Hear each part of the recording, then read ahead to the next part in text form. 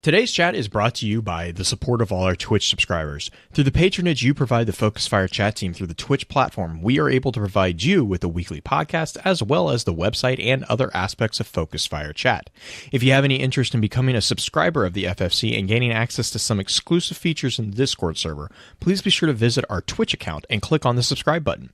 If you're an Amazon Prime member, remember that you do have a free subscription to Twitch every month that can be used for this. And for those of you who are already subscribers, thank you again for your generosity.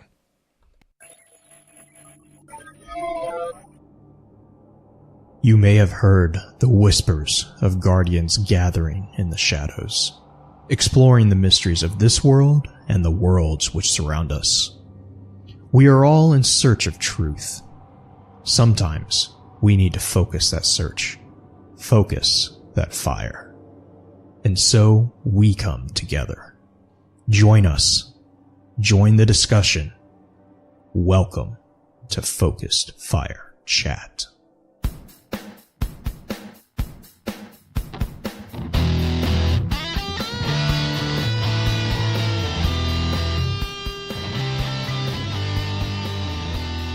Welcome back for episode 140 of Focus Fire Chat, recorded live on August 17th over on twitch.tv/FocusFireChat. As always, I want to give a big shout out to our live chat here with us tonight. Thank you so much for joining us once again. Our topic for tonight's episode is going to be a look at the Barons of the Scorn. But first, let's run through a quick introduction of those on the show for tonight. As always, this is your host, Blue Crew 86. Next up, we have our own master of social media, the one and only Green Eye Music Lover. Green, I hope you're doing well. How's the week treated you so far? I got my shirt. I'm done playing the Solstice. I'm done. That sounds like me the other day. I'm like, I got it! I'm going back to No Man's Sky. Leave me alone. I mean, okay, so I'm not done. I'm done on Xbox for as of right now because I really wanted to get the t-shirt. Are you going to try to do it on PlayStation too? Oh, God, no. I don't... No. Because I'm not even close with PlayStation because I don't have all the things that I had done. The reason why I did it on Xbox is because I had a raid clear. I had some of these other little things for the bounties you could finish up. I had those already done on Xbox. I haven't done hardly anything on PlayStation because I've been playing it for PvP. But I wanted to get the shirt done, and a couple of you guys know that I was out of town last weekend to be back in Kansas and go with my little sister for her wedding dress shopping. So I really haven't had a ton of time to grind, but I really, really wanted the shirt. And I finished it up yesterday. I finished it yesterday because I was supposed to be on the show with Grindhead Jim, and he totally forgot. So I finished the last bit of strikes that I needed to clear. Got my shirt, and I'm not doing Titan, and I'm not doing Warlock, because I don't have to do either of them, and I don't care about the Sparrow and the other little things. But yeah, I got my things done. I'm ready for Forsaken to come out and be able to figure out what the heck is going on. There's going to be never mind. Sorry. I was going to make I was going to make a comment, and then it was like, I'm not going to even start that salt mine. I kind of already see where you were going, and I apologize. I was ashamed. Might not be a good idea. Just thought. All right, anyways, and rounding out the usual team, we have the grizzly bearded cultivator of Spinfoil himself, someone who might have the appearance of a grizzly, but truly is just a teddy bear, the one and only Beard Grizzly. Beard, how are you doing tonight? Is that what we're going with? I promised you that I wasn't going to use the other one yet. So, yeah. All right. That's what your surprise was the other day? Huh? This is what we were talking about in chat the other day? No, well, there is... I have a long laundry list of potential intros for Beard that I'm just working my way through. Great. Hey, to be fair, in my defense, I did... and my life. In my defense, I did not come up with any of these. Is Gamma going to get a bad message later from him? I don't remember who came up with this one, actually. But anyways, how are you doing? How are you doing, Beard? I was doing better before that intro. No, I'm kidding. I'm doing all right. I actually had enough time that I could put together to get done all of my stuff actually too. So I've got my shirt available for purchase at this point. I still have not done so. But that is another thing down and off of the shopping list, so to speak. Yeah. But at this point now, it is just a matter of working through on the PS4, which I have not started. Yeah, no, that goes. Wait, are you? So what are you working? What are you when you guys PC? say working through PS4 or PC? What are you working on? I'm working on, or have been working on the PC version for the armor and everything, which is what I would like to get done on the PS4 as well. More so just to make sure that it's kind of done. I'm not going to get all of the moments done, but it is just a matter of at least getting a hold of the armor, because it is like that. That's the OG Warlock right there. That's the one that I don't really. Oh, because are you having to level up like entirely new characters and stuff? Well, not on PS4. On with PC, I had to start a course completely over. But no, on PS4, I only have the Warlock as well. I have the Titan and I have the Hunter, but I haven't really played with them too much past the campaign. Funny enough, because I'm working on some stuff for a video this week, I actually did play with I played with my Hunter on PC. Just to clear out the campaign, just so I could get to IO again. But that's the first time on PC that I've really played another character yet. But no, for PS4, it's literally, I just want to make sure I get done the armor at least, just to make sure that that's done for the Warlock. And are you talking about just getting it up to Legendary, or like what? Yeah, like, I'm not masterworking that. There is no way in hell I would be able to masterwork that. Oh my gosh! Yeah, I was looking at some of the masterwork requirements, and I'm like, no.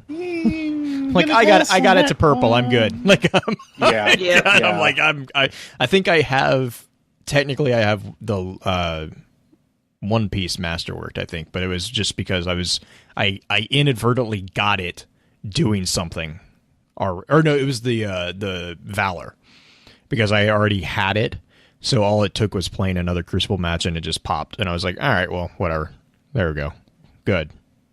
So, real quick, sorry to kind of deviate real quick. For those of you who are listening who are in the Focus Fire clan, I do have a quick announcement. I will promise that it's going to be very quick. It is from Pins, who is putting together a spreadsheet for everyone.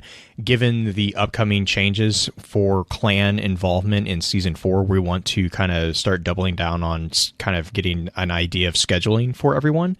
So if you are not in the Discord server and you are part of the clan, please let us know over on BNet so that we can get you in there, so that we can get you situated so that everyone is able to chat with each other. But yeah, just shoot myself or Pins Halo a message over on BNet if you're not in the Discord server. If you are in the Discord server and you don't have access to the clan chat, let me or Pins know as well, and we'll get you in there. But we are trying to fill out everyone's time zone and time played and everything. So just make sure to help us out and get that information, just so everything's up to date for us all. Other than that, I think that's everything for that I was supposed to. Pins will probably yell at me here in a second in chat if I didn't remember something, but I believe that's everything. So let's run through the normal topic intro, and we'll get right into it. In our last episode of Focus Fire Chat, we discussed aspects of storytelling. If you ever miss an episode and would like to catch up, please be sure to check out FocusFireChat.com for archives, articles, and links to the other aspects of Focus Fire Chat. If you don't mind, please rate and, if you can, review the show on iTunes, Podbean, or whichever podcasting app you use to enjoy podcasts. Reviews are extremely helpful, as they not only let us know what we can do better, but help us stay on the charts, which helps others find our amazing community. To those of you who have already taken the time to leave us a review, thank you. As many of you already know, Focus Fire Chat is a cross-community gathering where the intent is to offer a week-long, in-depth view of a particular subject from within the lore of Destiny and other games. This chat begins every Tuesday morning and runs until the following Tuesday, with topics decided by the group via a poll that begins every Friday and ends on the Tuesday morning of a new chat. Every Friday at around 10 p.m. Central, we get together to stream a high-level summary of the previous week's chat for those who were unable to participate.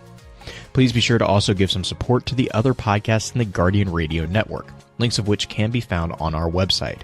If you're a fan of lore in all its various forms, be sure to also check out thelorenetwork.com, where you can find a wide variety of some amazing content that covers a number of different titles and mediums.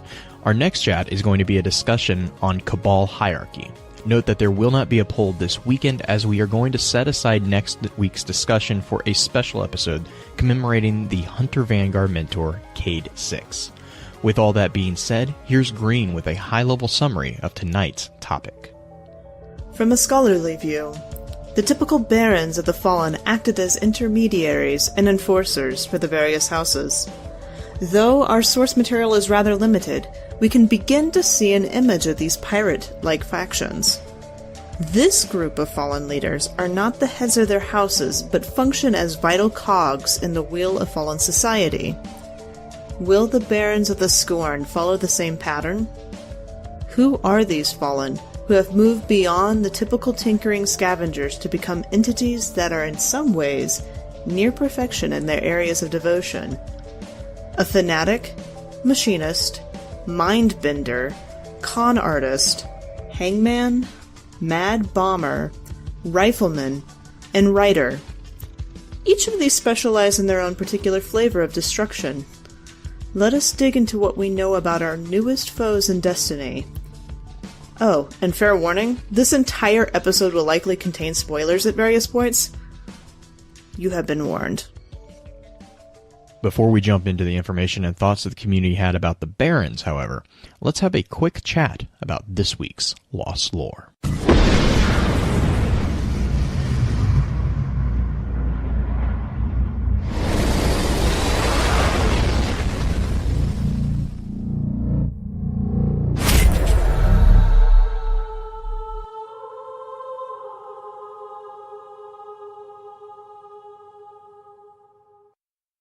All right. So, yeah. That being said, in case it didn't get clearly stated, spoilers. I'll put it in the show notes as well. You know, I guess if the title of the episode isn't warning enough for you. What were you going to say, Green? Sorry. I was just going to say we also have community feedback on this, too. On which part? On the topic for this week. You were like, let's do Lost Lore. Oh, yep. Sorry. Okay. Let's revisit. I completely forgot we had the community question. It's been a few days since we've done this. Yeah, it's that, and last week we didn't have one, and yeah. So, anyways, community question. Green, could you please? The community wants to see Mindbender. No, that's the answer to the question. The question was, which Baron are you most interested in learning more about? The community wants to know about Mindbender, which we'll get into probably why that's the case. Because all of them are really weird in and of their own right. But I had more people respond with Mindbender. Yeah, but if we're not talking about the Mindbender, we're not doing our job. Let's be honest here. That's true. Look, I specifically called that out in the show notes for Beard. Yeah, like, here's Beard's thoughts. A segment for Beard. Yeah, I mean, there's a few people who are like, I want to learn about the Fanatic. I want to learn about the Trickster and how she's going to kill me bunches of times. I mean, or she's going to make you kill yourself a bunch of times. Right. So, I mean, most people are like, I want to know more about the Mindbender just because this is something totally different. They're a completely bizarre character as far as Fallen goes. But yeah. I'm going to say with extreme good reason for why we would want to know more about him. That's true. That's very, very true. But yeah. that was this week's community question. Next week, I'm going to ask something about the Cabal hierarchy.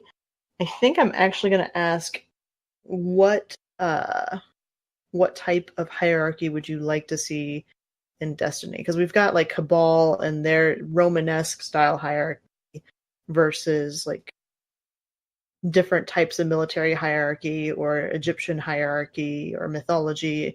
Just seeing if they would integrate that. I don't know. I run it by Blue a little bit before I put anything out there. But keep your eyes peeled. I try to if you don't see it, like you're not on Twitter when I post it, I always put #AskFFC if you'd like to try to find any of the latest ones or older ones, even if you want to comment on those. Be sure to just check that hashtag out.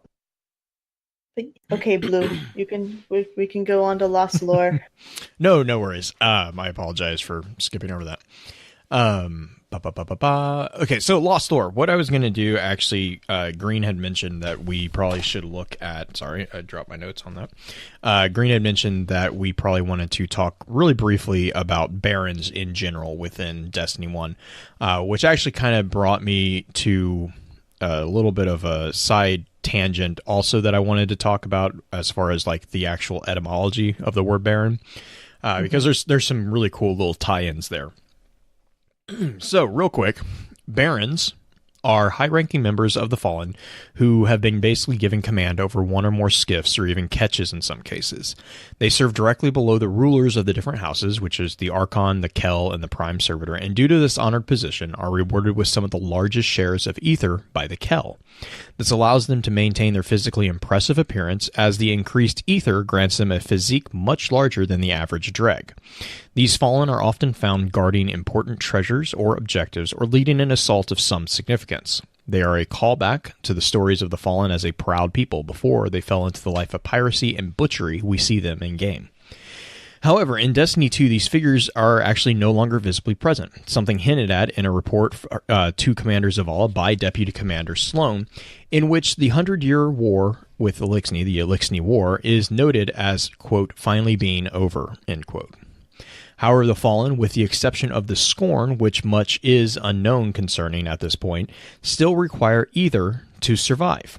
This is a substance that is created by servitors from scavenged matter and energy, and was normally doled out by the Kells via their own personal cipher. The higher the rank of an individual within the house, the larger their share of ether, which allows the Fallen to grow in size. So this is a lot of information that we got within Destiny 1, and then also, if you remember in the introduction to the Prison of Elders, if you were playing Destiny at that point, there was an item called the Elder Cipher, and that was a very instrumental piece in explaining the process and politics of the granting of ether. Now, I kind of want to jump in because this is a really interesting segue into the actual historical, I guess you would call it, etymology of the term Baron. In reality, a Baron is noted as being a member of the lowest order of the British nobility. These individuals are usually referred to as a lord. They are also known as a person who holds land or held lands or property from the sovereign or a powerful overlord. So you see this within the Kingdom of England. The medieval Latin word baro, or baroness, was used originally to denote a, quote, tenant-in-chief, end quote, of the early Norman kings who held his lands by the feudal tenure of barony. And they were basically entitled to attend the Great Council, by which in the 13th century had developed into the Parliament of England.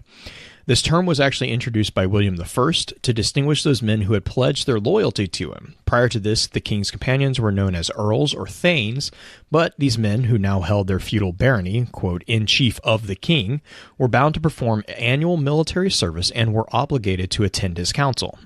And so that's kind of my end of my notes there, but I wanted to present this as a way of seeing when we talk about the barons inside of a fallen society, it is actually very similar to the barons within the Kingdom of England. That was the historical Kingdom of England. Please note that barons as a position of nobility does not exist anymore because the feudal system of land ownership is no longer supported, I guess. Ironically enough, we still have landlords. We do still have landlords, but they are not barons, which is... No. You will see every now and then a reference to what's called a robber baron. It was a very popular figure in literature, most notably, Robin Hood. It was like the robber barons. A robber baron... So the thing for robber barons is to remember that a baron is not the landowner. They do not own the land. They are literally... they basically are landlords. They are holding the plot of land, the barony. They are holding that in lieu of the king or the overlord who actually does own that land. They are basically individuals who have, kind of. They're basically tax collectors. They're individuals who have pledged loyalty to a lord and are literally just that lord's proxy for that area. So they are kind of landlords, to be kind of honest there. But robber baron. So one of the duties of the barons was obviously to collect taxes and collect tithes, because in feudal systems that's how things worked. A robber baron would be okay. Got that recording back on. So we are recording back. I apologize for the slight hiccup for those who are listening. We had a slight issue with the audio file. What's up? Ready? I'm going to totally keep that in there just because. If Baxter listens to this, that'll be amazing. So I believe we were talking real quick about robber barons. Robber barons really are just basically barons who, instead of taking 10%, take 20% or 15%. They literally take more than what they're supposed to, and then they keep the excess. It's just like the old kind of biblical version of a tax collector who is being selfish. Like the tax collector in Roman empires did the same thing. They were required to take an X amount, and if they collected above that was for them. As long as they didn't get lynched, they didn't really care. So that's where the term robber baron is actually coming from. That's what that means. So you see that a lot in literature, again, very predominantly in stories such as like Robin Hood and those stealing from the rich to give to the poor and all that stuff. The robber baron is usually portrayed as the villain of the figure or the story. Little John. Yeah, really. Little John, who was not little. So if you look at the way that barons are structured as being basically thanes or earls, which, if you are familiar with those terms, is an even older term. Basically, they are the knights of the individual who are basically they basically have sworn to come to the call of the Lord. As far as barons, they were actually required to. That was part of their oaths that they took to that lord to get the titles. Thanes in Norse, or I believe that was Norse, I want to say off the top of my head. If I might be wrong on there, but thanes were often given. I know with the Vikings, there were the concept of rings. Ring bearers were very common, and that was because, again, it was a sign of you have sworn allegiance to an individual warlord or king, and that was his reward. So you were actually given a bigger share of the loot, a bigger share of your livelihood, if you would. So there is a very direct correlation between the barons of the fallen and the barons of history. They are actually given, and they report directly to the individual king or the individual lord, which you see in their reporting directly to the Kell, who was the political powerhouse and the individual who was responsible to dole out the literal lifeblood of their species in the form of ether through the cipher. So, yes, that all being said, that was just my little segment on kind of a cool little tie-in to actual kind of a history lesson there for everyone. But yeah, I'm done. As far as like the Fallen and how they function, the Barons, yes, they kind of basically did a lot of the paper. I'm going to call it paperwork as far as like making sure things ran smoothly. They also were kind of the what is it called? The people who went between houses and talked to each other. They were the diplomats, yeah. Thank you. That's also very common in medieval times too, because, you know, either the king was too busy or legitimately the king was worried that they would try to assassinate him. Like, you know, there were issues of times where someone would be sent and it's like, don't kill the messenger. You know, there is. Go for it. We only have one instance of that happening, but we have such little information about how the Barons actually worked. I think it's fair to assume that was a common thing. I mean, the reason why I say that is because of the specific call. Barons are given control over skiffs and catches, and even catches, right, which are the larger ships. So like they are specific, and barons in game are presented as larger captains. They're basically the captain. They're the captain archetype, but they're yellow bar, and they're usually only experienced in like heroic missions or something very specific, like a strike or, you know, something very, very important. Right. They and so for me, I would not be. I think it's a safe assumption. It is to be granted, it is an assumption, but I think it's a safe assumption to view the barons as, you know, kind of being that intermediary messenger between the kells of houses. Like, I don't see a baron being like, I'm going to go talk to this captain. No, that would be a captain. Like, you know, you'd send someone. The mission where we walked in on the two king barons talking to, was it a devils? Scolus. It was wolves. Was it a wolves? Yeah, okay. Because Scolus was trying to convince the kings through, I think it was Paskin, and I can't ever remember the other one. But he was trying to convince Vecus, yes. He was trying to convince them that he was the Kell of Kells, and the kings were like, yeah, we don't really want to listen to you. So they had actually it seemed that they had snubbed the baron who was being sent by. They refused to meet with him. They sent barons.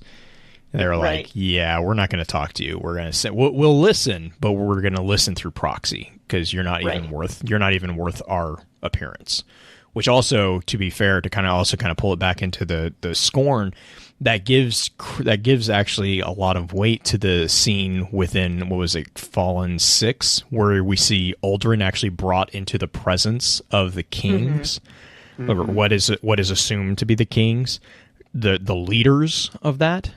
That gives credence. That kind of puts more weight on that whole scene, because another Kell had sent a baron to basically parley with them, and they had shunned him. But a disgraced Awoken was dragged in front of the people who thought Scolus was beneath them. Like, yep. It does put a little bit more weight to that scene as well. Well, that, and as a good segue between D1 and D2, we actually know somebody who used to deal with the specific, or not used to deal, but had a run-in with one of the barons initially. A baroness, nonetheless. Baroness. Which actually was my last little point, was they were not all male. They were an equal opportunity promotion. Yes. And he actually had a run-in with this baroness and fought side by side with her. Baroness of House Exile, right? Mm-hmm. Correct. Cade actually kept a hold of the banner that she dropped for as long as I can. Like, that was one of the items that we could find, right? Yeah, it was one of the items in Cade's odds and ends. Yes. Like, you can randomly get a hold of that from his chests per week. He also he gave back the pistol, that's right. Yes, he did. Yeah, he did. So but yeah, I had also written a little bit of a little blurb on the actual Barons of the Scorn. Again, last warning here, guys. Spoilers. So that being said, I had kind of put together a summary of what we've kind of been able to pick up from different kind of outlets and all that. And it starts off like, excuse me. It starts off, and I say, these are outcasts from the House of Exile. These figures were dregs, the lowest of even the low. Yet they did more than survive the harsh universe into which they were cast adrift. They thrived. Cut off from their brethren, they found strength in the ruthlessness of each other, a strength that brought low the homeland of the Awoken, pulling the once wondrous reef into a chaotic and lawless frontier. Scorned from all things, these figures took that title and made it their own, becoming barons in their own right, and their numbers grew to the dismay of not only the Awoken, but even their former allies in the fallen ranks and houses. They ruled over the reef with disdain towards any not loyal to them, pushing back those who had exiled and scorned them, and removing from power any who stood against their own goals, until the Guardians came. Under the leadership of Cade Six, an elite fire team assisted the Awoken in cleaning up the reef after the Red War's conclusion. Battling the Scorn, they managed to kill off most of the Barons, capturing 7 of the original 8 and imprisoning them within the infamous Prison of Elders. The missing figure of the Fanatic, presumed dead, was dismissed as no longer being a threat. After all, even if he had survived the final showdown, what was the worst that the heretical warrior priest would be able to manage without his followers? And then the prison was broken. The prisoners were set loose, and the 7 imprisoned barons vanished into the chaos. The cost of such an underestimation of the enemy was steep. Not only were the prisoners loosed once more upon the reef, but the Guardian's Hunter Vanguard mentor was ripped away. And the veil had lifted slightly for a brief moment, showing something deeply unsettling. An alliance between the Prince of Crows and these scorned barons. So with that being said, I'm going to let Beard talk about the Mindbender. Go. Hooray! Are you sure that's do we want to jump right into Mindbender? No, we're not going to do that. That's a terrible idea. That is an awful idea. There's the whole episode. Yeah, really. I kind of think the first thing. So really quick, there was I believe it was Game. Now, of course, Game Informer. Thank you. I was like, I wanted to say GameSpot, but that's. Anyways, yeah. Game Informer article. They've been doing a full month of Forsaken releases, which have been amazing. They've been very good. They're also very heavily spoilers, like even more so than this information. But they had a really, really cool breakdown of the 8 barons.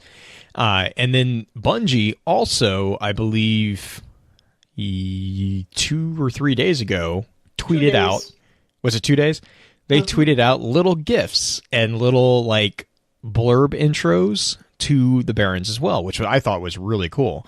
So I figured we could just run through those, kind of like a summary blurb of each one of the barons real quick, if you guys think that's the best way to go about this. I think so, and then we can touch base on the ones that like really interest us. Yeah. But at least just to give them like equal opportunities, and so that seems to be the whole gist of the show here. Yeah, I think that's probably the best way to start with. Before we get going on that, though, too, there was actually somebody that had made a... I had tweeted it out on Twitter the other day, but somebody had made a Super Smash Brothers like intro for all the barons. It was great. It's so good. But if you haven't seen that, I did post that on mine, and maybe Blue can get it in the show notes. But it's entertaining, if nothing else. Yeah. Yeah, and I think a good segue, I know Green and I were kind of chatting about this a little bit, is what is the difference between Destiny 1 barons and these barons? And so, Green, I don't know if you had any thoughts on that one, or if you wanted me to kind of go into it. Well, you kind of touched on it a little bit as far as the overview is, in that these barons are... They were the outcast of even their own banner, their own house. Yeah. And so they had to evolve in various ways to not only survive, but also gain strength in and of itself. And they do it in very different ways. Like, all of these barons are very, very different in their approach to what they view as strength. And I think that is... It's like a D&D group gone bad, is kind of what it is. It's an evil campaign. It's totally an evil campaign, because you have like your leader, and then you have like the wizardy character, and the trickster rogue, and And then you have for some reason, you have a tank following you on a motorbike. I mean, oh no, tanks are the easiest to corrupt. Like, believe me, that's easy. I'm just trying to figure out which one of them is going to be the. Oh, you know what? The Mindbender is going to be the Bard. Yeah, totally. Or the Trickster. She's the con artist. That's a She's fair a point. bard. That's a con artist. Yeah, that's true. But yeah, I mean, they all have kind of their own flavor on, and they also grasp power in different ways, which I think is really interesting. They're not all like the Hive have their rituals and have their tithing and sword logic, and the Fallen normally have their ether. Well, these guys, yes, they all grow because of the ether stolen. Yeah. But they also gain power and grasp power in very, very different ways, which I think is the coolest. Yeah. You want to start with the leader of the group that is not Uldren? Because Uldren is ultimately the number one in all of this. Yes. Yeah, the Uldren is recognized as, quote unquote, the leader. And I think that's largely also because he is the one who kind of orchestrated their entire re-release from the prison. But second to Uldren is the Fanatic, who has his own really kind of unique. I mean, well, and I guess that's a common thread as well. Is kind of going off what Green is saying. All of these figures have a very unique spin and kind of perversion of even the dark aspect of Fallen. So the Fanatic is kind of a his name is Fickle, which is kind of like fickle. He's also known as he's also known as the Fanatic. Obviously, he's also known as Fickle, Master of Souls, or Fickle Shadow Priest. He is the leader of the Barons, and is basically he's kind of the first and the most powerful of this like weird evolution of Elixni that is known as the Scorn. He views the Scorn as an evolution of the Fallen, and basically a final evolution of what they were always meant to be, eternal. So he's kind of a necromancer in his own way. The history that we have from Game Informer, they said that they say once a prominent Archon priest of a long-lost house, the Fanatic preached heresy to the machine-worshipping Elixni and paid a heavy price, docking, banishment, and starved from the Fallen's life-giving ether. After falling in with the Barons to become their warrior priest, he continued his anti-Great Machine evangelization and instilled in his brothers and sisters a belief that the old Elixni must finally die, as the Whirlwind should have allowed, in order for them to rise better and stronger and eternal. The one thing that never mind. That's when we get to the Hangman. There was an extra tidbit that I don't know if people caught with their tweet about that one. I think that the Fallen must die to grow stronger. No, this is the Hangman. The Hangman tweet. There's a little nugget about the servitors that got confirmed. But yeah, so like the quote that the Game Informer kind of ascribed to him is, "Death is your shield, but it is the Scorn's sword." And so this is kind of tying into the presentation of the Scorn as like this festering thing, which is it's becoming a common thing in Destiny 2. They're undead almost. They are kind of like, which kind of was what I was saying is like, which begs the question, do the Scorn, the actual Scorn, not the Fallen who follow the Scorn, but do the Scorn actually require ether? Because they have ether fed to them. Well, the Barons do. The Barons do, and they're mercenaries. But the mercenaries that kind of help them from the spiders, they have been called out as falling as kind of buying the Hangman's black market ether. But my question is the Scorn, this corrupted evolution, the actual Scorn. That's a legit question. I don't have an answer for it. So here's a spin foil for it. The Fanatic carries a shard of the Traveler, a piece of the shard of the Traveler. Or at least that's what it appears that he's carrying. And he's got that electric power and everything. Yeah, it's the status mentions that. Yeah. Could they have figured out that a way to semi-infuse some of the Scorn with that? Because the pictures in the different it's not it is Activision, the promo pictures, the Scorn are bluey, glowy traveler light like creatures that have pustules all over their body. So could they have somehow figured out a way to manipulate their own evolution with some dark traveler energy? So the Scorn are the Elixni's equivalent of Awoken? Well, and that's actually a pretty good point in a way, because it does say that the Traveler, it's a shard of the Traveler, but we also don't know if that's like a corrupted shard or if that's it does hang on, let me pull it up real quick. It says status is wanted. Fragmented reports reveal a nomadic unaffiliated Archon priest imbued with a power akin to that found in and around the European Dead Zone. So I mean, we do know it is akin to the shard that gave us back our power. Right. Which was also called out or whatever, or correct, it can be used for bad. Not necessarily that it is bad, but it can be used for quote-unquote evil deeds.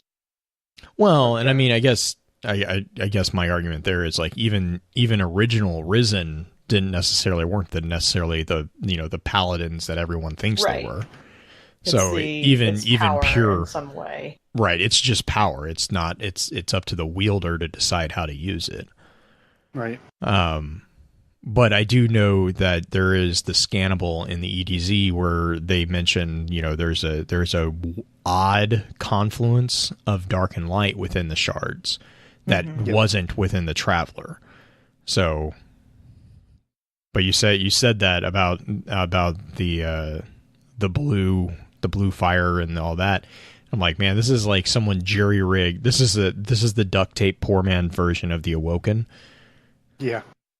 Which is really sad. Oh no, it actually kind of makes me. No, actually, I'm not really sorry because they're trying to eat me, from what I've seen. But it's like it kind of makes you feel bad a little bit because I don't know. I also kind of think I'm like, how many of these. I don't know. I'm just curious exactly how their entire structure is going to be present. Like how much we get to learn from them. But again, it kind of goes back to my question of like, I don't know, because if these are truly resurrected, if these are truly like zombie-esque type fallen, my question stands. It's like, does that mean that they don't need ether anymore? Are they truly free?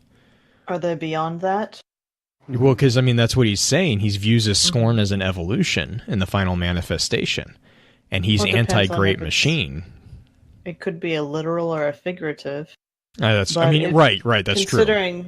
But considering that it is the Awoken that we're going to, if it does tie into kind of the Awoken story as well, if they figured out how Awoken were made or created, and they start implementing that's true, it with the Fallen itself, because that's the Tangled Shore and everything. Yeah, that's right.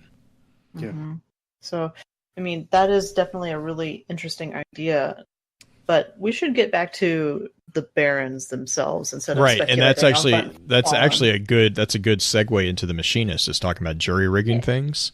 Mm-hmm. So you want to talk a little bit about the Machinist screen? So the Machinist has a little quote above her, and it says, "We're all thieves. Some of us are just better at it." And her real name is Elicris, and her known aliases are the Machinist, Scourge of Soulless Descent, Elicris the Bandit, and she is a fallen. Now they notify it as Baron, so technically not Baroness. I don't know why they're not calling them Baroness, but they're calling her a Baron. Well, they didn't call the others Baroness either. Mm-hmm. Like, they are Paskin and Paskin and Vekis are just listed as Barons. However, one of them is a she. So the Fallen simply don't give the male or female version of As- the title. Yeah, It is I just kind a of take. title I think itself. we gave them the titles. Well, no, Yes. they had the card that talks about Cade fighting the Baroness. It is mentioned as a Baroness. It's not a Baron. Right, but it was Yes, from but Cade's Cade is perspective. giving right. Yeah, It's not the title itself. It's Right, the, right, yeah. Yeah. And I mean, to Okay. be fair, to kind of go down that rabbit hole just a little bit, to be fair, even the title Baron could be argued that it's our translation. Yep. Right. So I mean, Oh. sorry, yeah, No, it's not okay. to spin people's head a little bit there, but that's like there was a throwaway line from D1 that even commented on the House of Wolf, or I think it was the House of Wolves, because it was like, what? How do you even know that? How do you even know what wolves are? And they're like, well, no, that's just like the translation of like That's it's our basically like equivalent. that's the equivalent in English to that. Yep. I gotta say, it's the same thing with the Books of Sorrow. And Right, whatnot, right, which we talked correct. about with Because translation. Eris is translating those. Yeah. Yep. But going on with the Machinist, she is second in command to the Fanatic and his most ardent follower. She's an expert in munitions, weapon crafting, and in charge of the siege on the Redact. She's an insatiable thief and hoarder with a terrifying arsenal. Her history. The bandit started life with nothing. Since then, she's hoarded just about everything she's ever taken, other than what she shared with her fellow barons, of course. Second in command to the Fanatic, she's a scourge of Scythe, Jovian, and Scythe Martian space, raiding ships and encampments and making off with any operational weaponry. Her status: she's currently wanted, Ordnance Master of the Scorn Barons. Alicris is a scourge to any ship that crosses beyond terrestrial space. Outstanding bounties remain for her role leading the Barons in the siege of Iran and the heist that took place in the aftermath of Solus' descent. So she needs to be on Hoarders because her place probably really smells bad, and by her place I mean the fact that she stores everything on her back. Is she the one with the turtle shell? She's the one with the turtle shell-ish looking thing.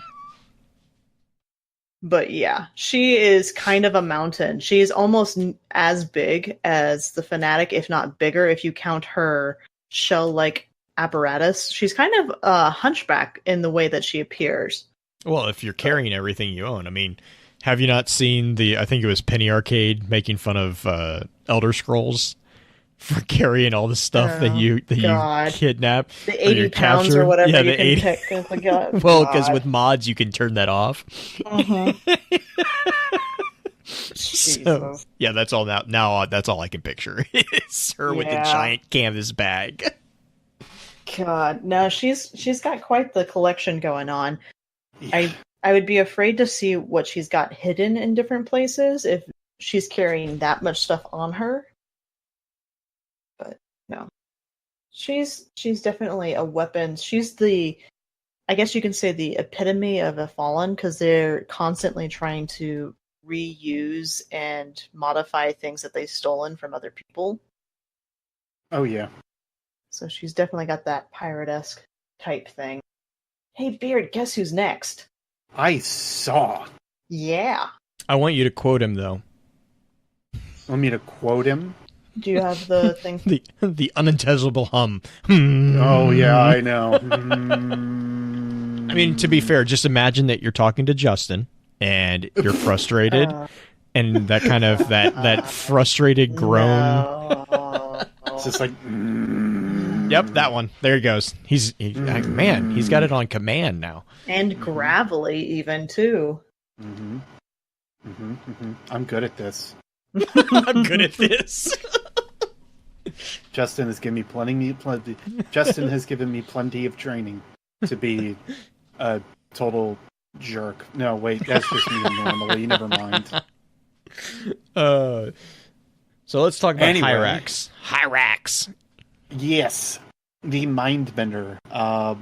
Actually, I guess we have the couple things that we can go by with them that you've been reading from.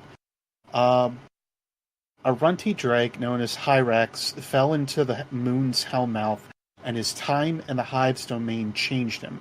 Hyrax emerged with the power to unravel minds and a new lifelong obsession his own throne world. Wait, repeat that last bit real quick, because I want people to pay attention to this.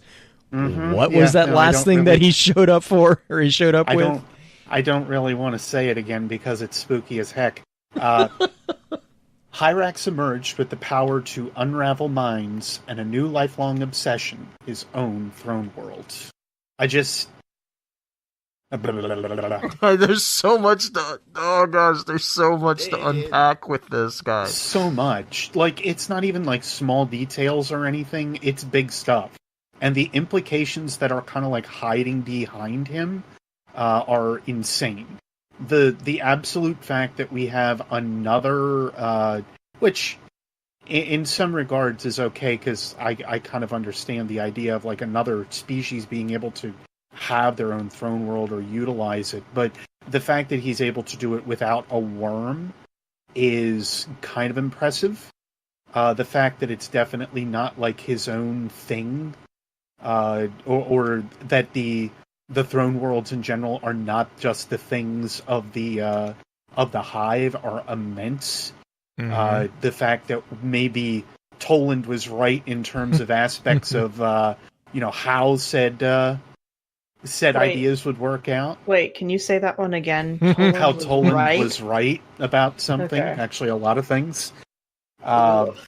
Yeah, I know. That's the spooky part but I mean, the other thing, to be fair though, it also confirms a lot of our theories about how the Ascendant Realm is not just a hive thing. Oh yeah. Like, that's the other big, like, I mean, we've had these like discussions? whispers kind of within the behind the scenes of the lore, because you have like Eris, for instance, who magically can teleport now, which that also seems to be something to do with the Ascendant Realm. We have others. Yes, that's also another point that blew my mind when she did that. But like, there's that. There's Toland. There's the entire Awoken. To be honest, there's a lot of tidbits with the Awoken even that kind of does open up explanations that make a lot of sense. So I'm just, Mindbender is just, he's confirming and infuriating at the same time so much. Well, especially with some of the other stuff that they had listed in the Game Informer blog, which is even more concerning, confusing, etc. The Great Crow heist? Yeah, I'm going to say between that business. I have my notes here handy on him. I don't have the Game Informer piece unless we do somewhere in I think if you jump into the link at the very top of that list, I have them all transcribed to the FFC wiki. Oh, just on the wiki. Here's a question. While he's pulling that up, did they have Mindbender as one of the tweets that went out? Because I don't. Yes, he did. Yes, that's actually what I read from initially. Yeah, it was buried. He was, which is kind of funny given that was the one that was hard to find, because that's the quote that Cade has about him, is he's hard to find. Oh, you don't know about him? That's good. He likes it that way. He likes it that way. He's also in all of the promotional things. He is the one that is missing. Yeah, from all the promo shots. I'm going to say from almost all of the promotional shots, you don't see him at all. From the initial trailer that we saw for E3, he is present. But that is about one of the only places that I think we get a really good shot of him outside of anything that like really is supposed to showcase him and what he's all about. Mm-hmm. But he's definitely the toughest one, to find and put your finger on as far as like what he's all about. Well, just nutty about him. I don't know, because I think he's in the poster that you get from GameStop. He might be, but I think know he's like the second from right. Yeah, there was a couple promotional items though that he's not listed in. And I can tell you that one for fact. I guess that one. the image that I used for the banner, if you look, there's like. I think he's either the far right or he's the second from the right. He's the second from the right. Because he's got Yeah, because the prongs on his head, which I know Right. Beard, 'Cause he we've has had the conversation. He's got Yeah. the Oryx wings. Yes, yeah. Okay, I'm Anyway. not going insane. Nope. No, you're Not not. yet, at least. We're all going insane because Okay. he's making us go insane. Let's just be honest there for a second. It's all his fault. It's all his fault. fault. Well, and that actually kind of is a good kind of pullback into one of his things for being wanted, is that he trapped and brainwashed some crows, and then not just used that, but then used them to feed misinformation. And he actually is called out as being maybe one of the causes of the tension between Earth and the Reef. Yeah, Mm-hmm. I do have that info I'm like- pulled up here. I've had it up for a while, but We just got talking. What? Yeah, really. But his big things here. Real name Hyrax, unknown alias the Mindbender, Hyrax the Brain, Hyrax Ascendant, Fallen Baron, male. A mad genius who has been changed from his research into the Hive and their dark religion, has somehow found a means of exercising control over Hive combatants. As a starving, runty little drag, the Mindbender fell into the moon's hellmouth. He's never spoken an intelligible word since, but his time at the Hive's domain changed him, gave him a lifelong obsession. After years of study, he found a way to carve a throne world of his own after the Ascendant, from the Ascendant realm. Little is known about the Baron dubbed Mindbender, but he has gained a reputation for unraveling the minds of his enemies. Latest reports reflect a dangerous obsession with the Hive. Mastermind the Great Crow heist. Trapped and brainwashed Prince Aldrin's crows, using them to feed misinformation and fuel tensions between Earth and the Reef. The Gaspra slaughter. The system-wide manhunt for his capture led a trap at Gaspra. 43 awoken lost. The haunting of Nemesis. Asteroid 128 Nemesis was a reef outpost until the Mindbender made it the site of his earliest experiments. Now the asteroid shifts between our dimension and the Ascendant realm. And then Kate's little quote here, just to reiterate, never heard of the Mindbender? Surprise! It's just how he likes it. An entire asteroid that goes between the Ascendant realm and here. What? Why is that a thing? Like, why can he do that? Like, that is slightly Dreadnought-esque. Right, but to be clear, it is not the same as taking the asteroid. I know, No. I've seen. Well, the reason I'm calling that out is I've seen a lot of people actually mention that. He's not taking it. That doesn't negate what he's doing by any means. But he's not like doing what Oryx does. No. I guess is what I'm just trying to clarify there. Trying to get out there.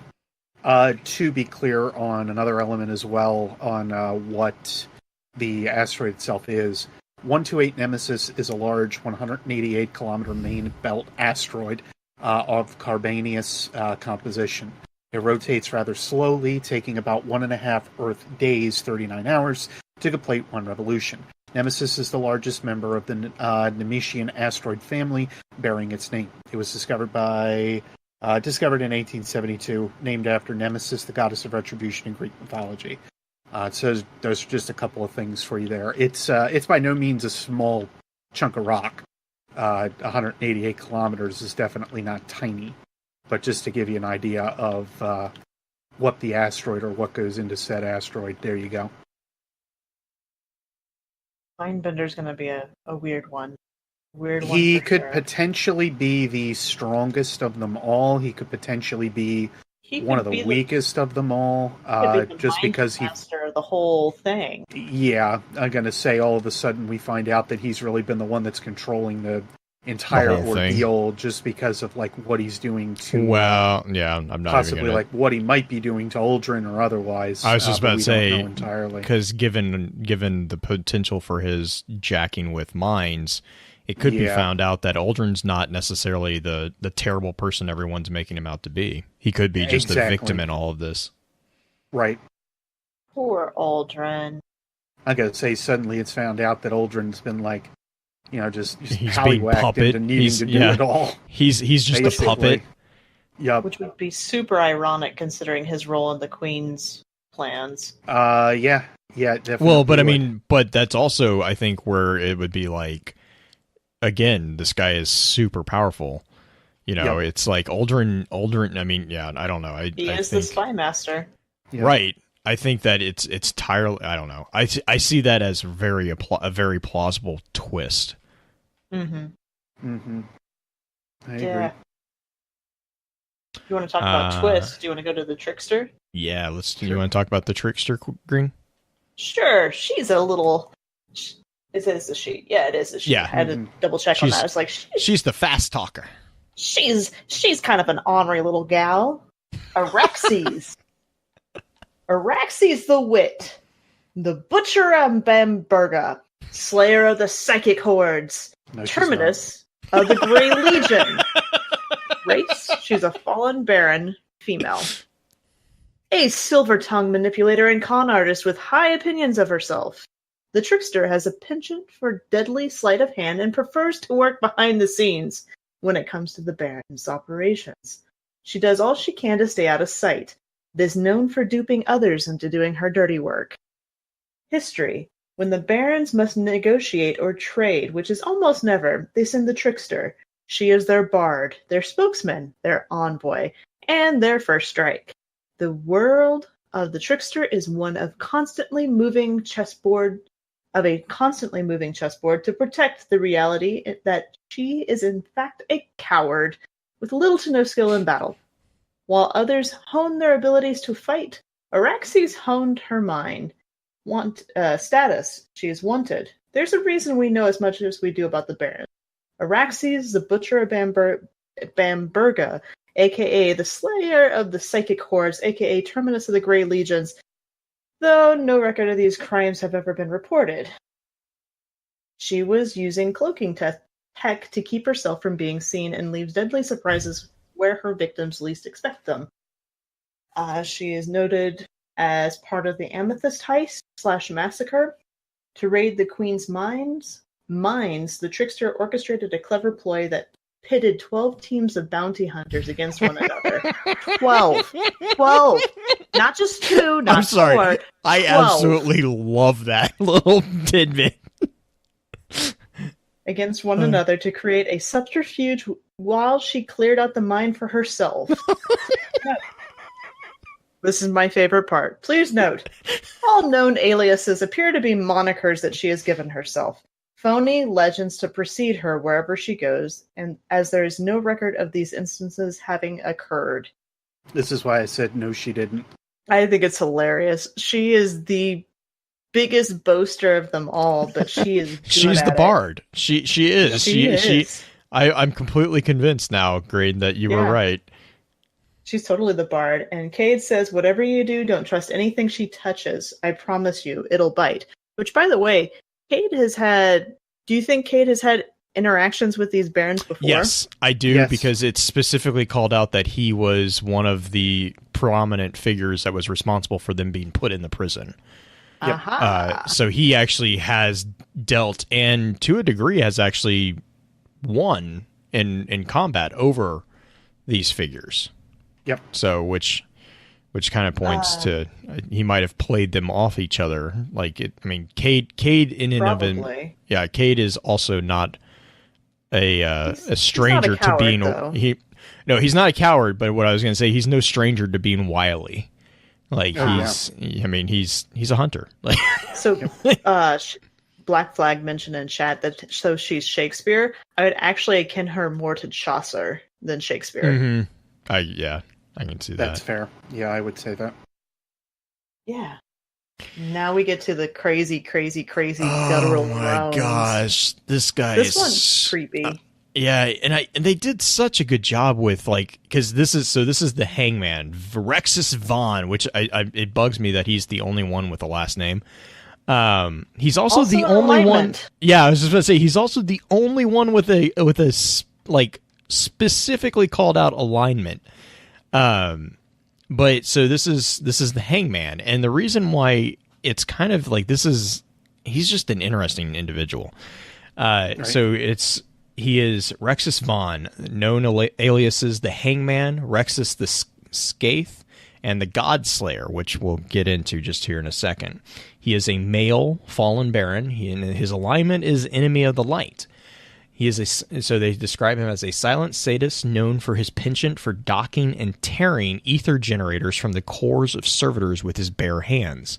His obsession with torturing servitors is unprecedented in the history of the Elixni. And the history for him is stated as, no one knows why the Hangman was abandoned at birth. Some say his parentage looked in his eyes and knew what he would become. Others say their cruel deed sealed his fate. The Hangman doesn't just kill his victims, he hurts them. He has a specific hatred for servitors, the fallen machines created in the Traveler's image, who enforce the fallen hierarchies by deciding who eats and who doesn't. His physical rejection of Elixni tradition is ultimately what drew him into the Fanatic's inner circle, but whether it's for belief or sadistic opportunity has yet to be determined. His status is wanted.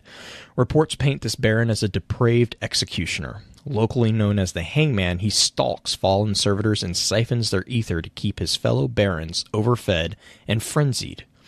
He is the keeper of the Aurora Caves, which is a known outpost where reef outlaws and other fallen denizens of the system gain sustenance and power through his ether collection for a bloody price, and he is also known for the eradication of the wolf servitors, which led to the extinction of the last of the fallen house of wolves.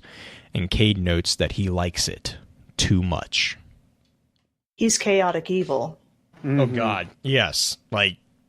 Yes. Like he is of the evil D&D group. He is the evilest of the evil. He is the evilest of the evil. He's probably, I mean, you could argue as far as D&D alignments that he is the only evil character in some ways. Yeah. Yes, I would agree with sort of. I think the Fanatic would be a close second. Fanatic is lawful. Right. Well, right, but he's still a black. I still view the Fanatic as like a blackguard. Okay. But mostly because of necromancy. But yeah, I mean, so the thing for me that was really big here is that we specifically have confirmation, and this was confirmed by Bungie in their tweet about Rexus. Machines were built in the Traveler's image. Yep. Which ties back into the Fanatic's hatred of the whole thing. Because if these machines were built in the Traveler's image, they are also the source of what is, in their minds, killing the fallen or prolonging the inevitable, by preventing their destruction. So, and if he's anti-Great Machine, that would explain why he also is anti-servitors. I mean, to be honest, after the Redux mission Spark, I'm also kind of anti-servitor. I loved that. I am not a fan of Russian. So much fun. It was not so a fan of surprise Russian dolls. So I'm like, yeah, really. Oh, you can ask Julie. I cursed more during that mission during even 1AU. I just remember I think I was talking to Beard and I was like, what the? What? It was great. Oh my gosh. It was seeing people's responses to that on Twitter where it was the highlight of my day. It was fantastic. Just all the different gifts. But sorry, that just crossed my mind. Like, now I kind of sympathize with him after that particular mission. But like, I think the cool thing, or the intriguing thing, I guess I'd be better saying about Rexus is that this is, I mean, like what you're saying, Green. This is a character who is legitimately evil. Like, every villain, really, up until this point that we have come up against, has to some degree or other been somewhat sympathetic. Like, there's a degree of like logic to what they're doing, You know, even Oryx, even Crota. You know, I can't think of a single villain that we've faced in Destiny that has just been a reason. Like, yeah, that didn't have like a justifiable reason of like what they're doing, which is the terrifying thing about sadism. Like and not to say that he doesn't have reason, but his reason is literally the enjoyment of causing pain. Which to it's just like I'm intrigued by how they're going to present him in the game, because honestly it seems like an easy thing, but that's a really hard thing to play. Like that's a really hard thing to present fully. Most of the Barons, to be honest, also fit into that realm of just they seem like they're doing it because more than most of the others have. But I think that is part of what we don't know about them yet. Right. No, and I mean, but again, like all the other 7, like even Canix, which we're going to talk about here in a second. Yep. Like Canix himself even has kind of a very odd strand of logic to his insanity. They all kind of have different degrees of not necessarily insanity, but of psychosis of a way. But like Rexus is just, he's the one that just I really am curious what his missions, like the missions circled around him, are going to be like, because of all of them, I see him as being the creepy ones. Yep. Like his are going to be the ones that are going to, if they don't make you uncomfortable, I'm going to be kind of disappointed, which is a weird thing for me to say, because this is like, oh man, I'm excited to see how they pull off the presentation of Rexus.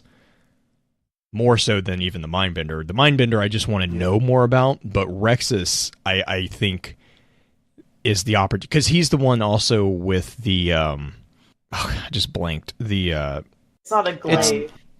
It's not a glaive. It's like a ball and chain, but it's the lighted one. A flail? Is that what? Yeah, it's kind of like a flail. Hang on, I'm gonna have to look this up, because we're gonna look this up. Okay. It's in the little mini trailer that Bungie put out. Right. Yeah. Well, that's his like. So mechanic there is that's apparently the weak point. It's not his head, which is an interesting. Wait, what is not his head?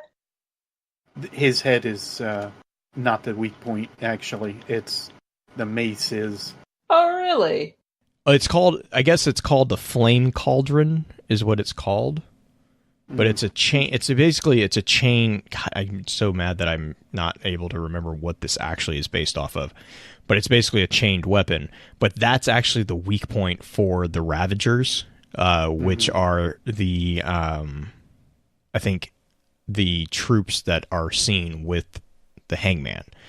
And Rexus's weapon of choice is a just like massive flame cauldron. Lantern. It's a lantern. It's a swinging lantern. It's not literally a lantern, but that's what it. I mean, it does. It looks like a lantern. It is right. But there is an actual term for it, and it's bugging me that I can't remember it. But that's actually when you're up against them. They made a comment. They're like, no, the heads are actually not for Ravagers. That's not the weak point. The cauldron is the weak point. So you have to shoot, and they're swinging it. Like, they're actually swinging it. So like that's the actual challenge with the Ravagers, is they start charging you, swinging this thing, and you have to hit this thing out of their hands in order, because basically then it explodes and everything. But okay. Yeah, it was a really actually kind of interesting little comment. I can't remember if it was Scott or one of the devs that had made the comment, but it was really, really kind of interesting to hear that. But like that, just his entire presentation is just that executioner-esque figure. He's got the black hood. He's got the whole medieval executioner look. Obviously, yep. I'm so intrigued to see how they're gonna do him. Censor, thank you. Oh, like a priest censor. Yes. Man. Okay. So that is No, that's not Mad Bomber. Mad Bomber's next. No, Mad Bomber's next. Yes. Mad Bomber, AKA the Junkrat of the crew. I'm so glad. Like I'm like, all I could see when they started talking about him, I'm like, This is Junkrat. I think they even made him hunched. Yep. Like Junkrat. Okay, who wants to read this one? Beard, do you want this one? I can read off on this. Give me one second here just to grab it. Known aliases: the Mad Bomber, Canix Two Fingers, Canix the Detonator, Fallen Male Baron. A bombastic thrill seeker for whom self-preservation is an afterthought. The lunatic known as the Mad Bomber is willing to blow an entire location to smithereens just to kill his target. History. No one knows where the Mad Bomber came from or how he got here because even he no longer remembers or knows. The Mad Bomber now lives simply day to day and bomb to bomb, constantly chasing the adrenaline high of a fiery explosion. A few too many near misses and concussive blasts warped whatever was left in his already addled mind. Status: wanted. All reports on Baron activity show a high number of localized and massive explosions, believed to be the work of one they call the Mad Bomber. Be aware of your surroundings at all times and prepare for disarmament protocols. And some of the accolades for him are kind of also interesting. Seeder of the Accretion Mines. Thousands of haphazardly strewn mines across the reef that take awoken lives daily. Destroyer of the Origin Libraries. All together now. I know. So, yeah. Targeted the last 3 known vestiges of the reef awoken in an effort to assassinate any remaining royalty. Cade's take. Look, we all like blowing stuff up, but there's a line. A line this guy crossed a long time ago. Sorry. Okay, real quick, clarification on the thing that was bugging me. Rexus Vaughn, it's called a thurible. So a thurible is a sensor, but it is specifically a sensor that is suspended from chains in which incense is burned. So if you look at the flame cauldron, actually Destinypedia has a really good picture of the flame cauldron. If you look at that and then go look up what a thurible is, it's THURIBLE. That's what that is. That's what it's been bugging me. It is a sensor, but it's a very specific type of sensor, which is spelled CENSER, not OR, which is a completely different type of sensor. Completely different. Completely different. So, sorry, that was just really, really bugging me. Oh, man. Okay, so here's my beef with the Mad Bomber versus the Hoarder, because I cannot think of her actual name. What does the Hoarder do that's different than the Mad Bomber? Because I imagine somebody we don't know yet for sure, but he obviously blows a bunch of stuff up. And how does she actually, is she releasing different things at us? Is she... Well, she also manages a lot of different, engineering technology. Mm-hmm. She isn't just about bombs, where he is all about bombs. Now, the Machinist could still utilize bombs because, as an engineer would be, for, mining equipment or something like that, sometimes you just have to prepare to blast. So here's all that I'm hearing, is that we're going to have to dismantle the mines. Varric's very well better say that we have to dismantle mines, yes. Because I'm going to be very disappointed if he's not there to actually tell me that. The other thing, too, is Elychris is not absolutely insane. Yeah. And she also steals ships. Yeah. So I mean, sorry, Beard. She's an ordnance master, all around. She's a pack rat. Yeah, but she's a pack rat. Oh my god.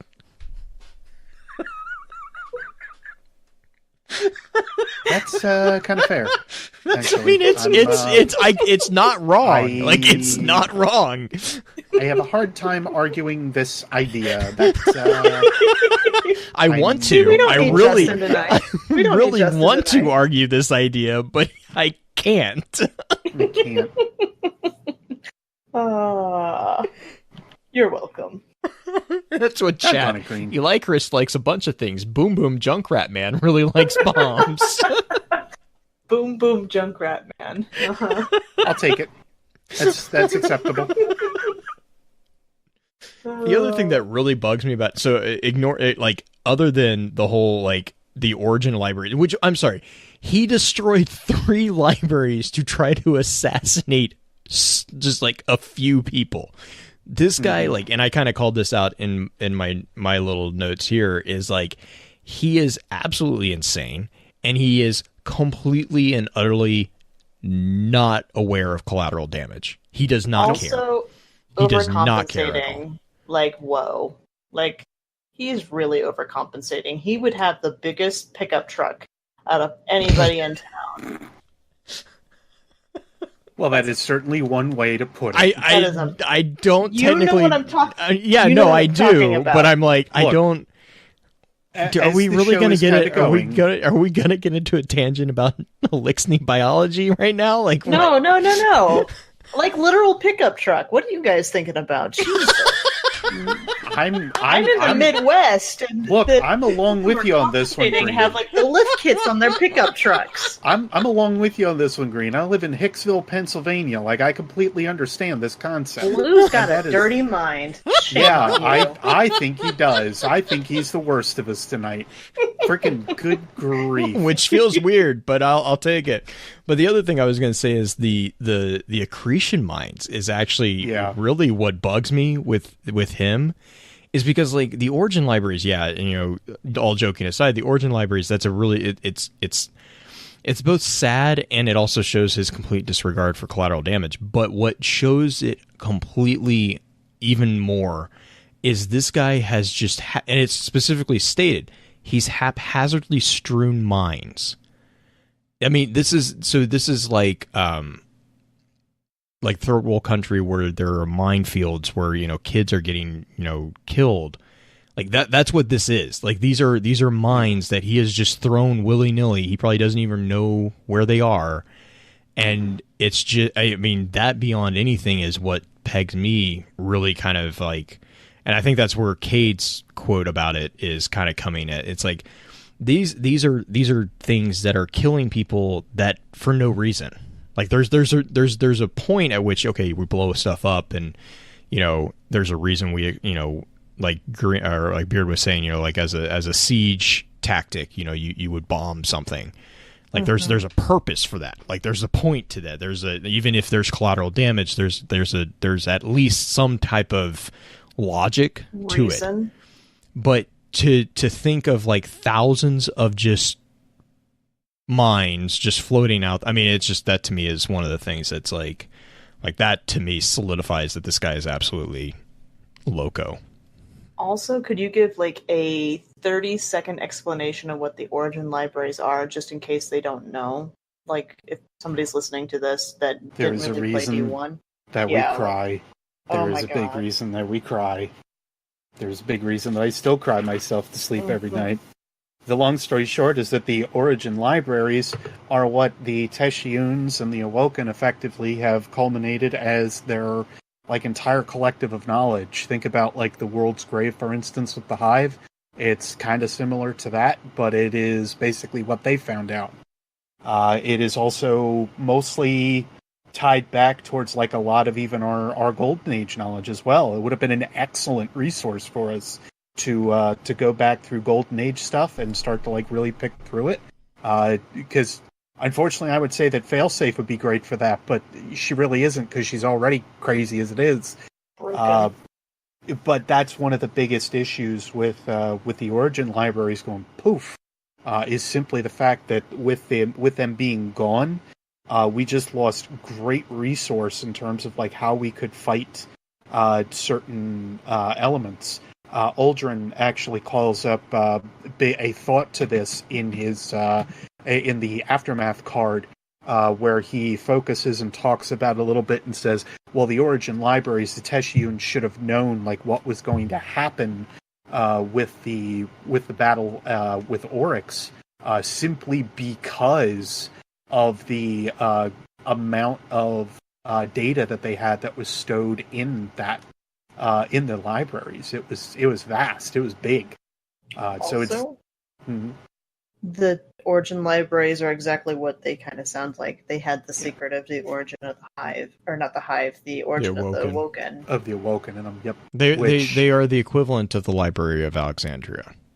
To kind of, I mean, so, and we kind of talked about this in the Cryptarch episode too. Is like the same, and it's kind of it's very sad because it's a library. It's literally a place of just information collection. It's not a war. It's not a like a stronghold. I mean, look at the historical events of the Library of Alexandria. It was a place that was by far and large for even warring countries would not go near it. It was a wonder of the world. It was, all this different stuff. And they made a point out of respect for what it was to not go near it. And it got destroyed in the razing of Alexandria by ships being caught on fire. And it was a tragic event, like beyond words, because of the information that was, we don't even know what was lost, to put it in perspective. There was information stored in the Alexandria libraries that we will never, ever get back.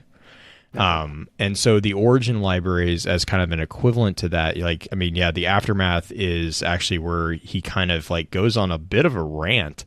He's pretty pissed at the Tetrans, to be honest, because they were trying to do all this, the Harbingers and all this stuff. Make a backup. Well, back up their systems.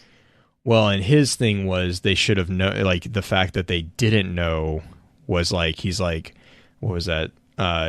He said what that ship fired was ancient, not bound to anything the origin libraries even sought to describe. So like this was something like. His anger was like, you guys didn't even know what you were throwing stuff at. Like, you shouldn't have been there, basically. Right. But as far as like what the origin libraries are, it also, it is like I said, the libraries of Alexandria. It is a place of knowledge. It's a place of learning. It's a place of peace. And so for him to destroy those, in order to, not only did he destroy them in the hopes of killing off some remnants of Awoken royalty. So again, it kind of goes back to the whole, I don't even know if he knew that people were there. Like he just maybe thought something was there, and so he burns them. Because it says like in an effort to assassinate any remaining royalty, which is like the most vague statement ever on that part. So, and these were the last three origin libraries. The previous the previous kind of origin libraries, or the libraries in general for the Awoken, were destroyed in the Reef Wars by Fallen, which is where you get the anger of Petra, the wrath of the Queen. That's where her anger comes from, because Petra had been raised by the Tetuans, and when they raised, I think it was Ceres, I believe, if I remember correctly. Mm-hmm. Yeah, you're right. They slaughtered her sisters. They killed them in cold blood, basically. And that's where her anger really ignited, which then led to the whole situation that caused the tension between the city and the Reef, because that's when she made the call to bomb the Fallen, who Uldren was flying. There's like this huge interconnected web here. But Uldren was flying the fighter wing that bombed it, that killed the three fire teams, that then got Petra demoted and kicked into the emissary position, which is where we were introduced to Petra. So there's this whole thing of like the origin libraries is actually a very big topic behind the scenes with regards to the Reef, to the Reef. Do we want to talk about the Rifleman? Yes. Do you want to talk about Rifleman, or do you want to talk about Rider? Like, who wants to read what? I can talk about the Rifleman. Okay. I'm going to say I'll gladly talk about the Rider. So the Rider has some interesting stuff too. But yeah, Rifleman is, the real name is Pirha. By the way, I absolutely thank you, Bungie. Thank you, Bungie and Game Informer, for actually giving us pronunciation guides. Like, that is, just please keep doing that. That makes it so much easier. So Pirha, known aliases is the Rifleman, Pirha the Phantom, or Pirha the Blind. We'll get into that in just a second. He is a male fallen baron. and he is described as an all-seeing sniper who watches his brother Baron's back. The Rifleman keeps his targets at a distance, plays real dirty, and never misses his shot. Brilliant, cold, and patient, more than one of the Rifleman's notches is a Guardian's ghost. Again, we'll get to that too. History is stated as being, since the Barons first ganged up, no one has ever managed to get the drop on them. That's because the Rifleman's keen and well-tuned cybernetic eye always watches their backs. When not haunting the shadows, he is said to hold down the hills of whatever territory he claims as his own, aided by a surveillance network no one could penetrate. Cross that threshold and you're as good as dead. No matter where you hid, his bullet would find you, Guardian or not. Status is wanted, and the reason being is a sharpshooting assassin for hire and original member of the Barons. Legend of his amassed riches have lured many a bounty hunter to challenge the Rifleman only to find a bullet between their eyes. With the Rifleman, death can come at any second and from any direction. His the things that he is known for is the shootout at Palace Falls, confirmed death of awoken paladins, Telosir, Loris Pole, and Hollis Esso. So he has killed multiple paladins as well. He is also known as the Ghost of the Hellrise Cannon, and he has held domain over the remnants of Ceres by luring interlopers into his field of fire through the use of salvaged holotech, which, God, if we can only get holograms, I will be so happy. I think we're going to have it used against us. Well, yeah, but all I'm thinking of is Halo 3 functionality within PvP. Those things were so much fun. And Cade says, "Trust me, kids. Keep your eyes open, head down, and your ghost close." Which is such a bittersweet bittersweet quote for me for this one, because I'm pretty firmly in the camp that in the trailer that we've seen of Cade being killed, that his ghost is taken out by the Rifleman. Mm-hmm.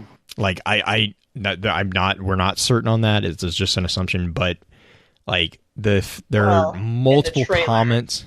Right, in the trailer, in which my understanding is that is not necessarily how it happens. Like I think I've heard different things, so I don't really know. But in the trailer, if that's what happens, it seems like the Rifleman is the one that takes out the ghost for Cade. Trigger? Pulls one of the triggers, but yes.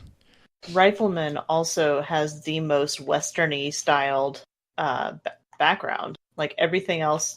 Yeah, him and the writer. Pyrrha and Yavix actually. Well, mostly Yavix is mostly mostly because she's a writer. She's like I still view her as writing a Harley just because that no. It's a modern twist. But I mean these figures, if you look up like Hateful Eight and God, I just blanked. Magnificent Seven, which is based off the Seven Samurai. They're all this is very similar to the Hateful Eight. Like this is very similar. Actually, I think that was one of the things you and I were talking about at Guardian Con. Was the similarities between this and the Hateful Eight. Yeah, definitely. I don't know how much of it was derived for Bungie or how much of it they ended up utilizing. And granted, it's an oversimplified tale, if you will, for like how a trope almost. It kind of is turning into one, I guess. You've got the Magnificent Seven and so on, and the how they Samurai. How they've been kind of like playing with most of those for a while. But this is definitely something that I think is going to be utilized a little harder than usual. These tropes that they've been running with. Well, and they've especially also with them. Yeah, sorry, go for it. Especially with them like showcasing like the whole ideas, at least of like the vengeance story and everything like that. Like these are not things that they're trying to shy away from. That's for darn sure. Well, and they've also kind of doubled down on the whole this is a Western. Like, yep. They have the Spider, who's the bounty hunter leader type figure, the Saloon. I mean, even within some of the Game Informer stuff that they were showing, there's an actual saloon that you go into and you have a fight in. Yeah, like it's got some It's got some really over-the-top connections to Western stuff. But while we're on that topic, you want to jump to Yavix, or? Yeah, let's do We it. sure can. So, Yavix is called the Rider. I will actually read the Twitter post here real quick first. Pay attention to the numbers, because that's one of the biggest problems that I know we're having right now with this, or at least one of us is. 486 awoken dead, 83 fallen encampments infected at Dead River Run. With a cavalry of toxic pikes, the Rider and her gang usher in a storm of dust and chaos. Few survive.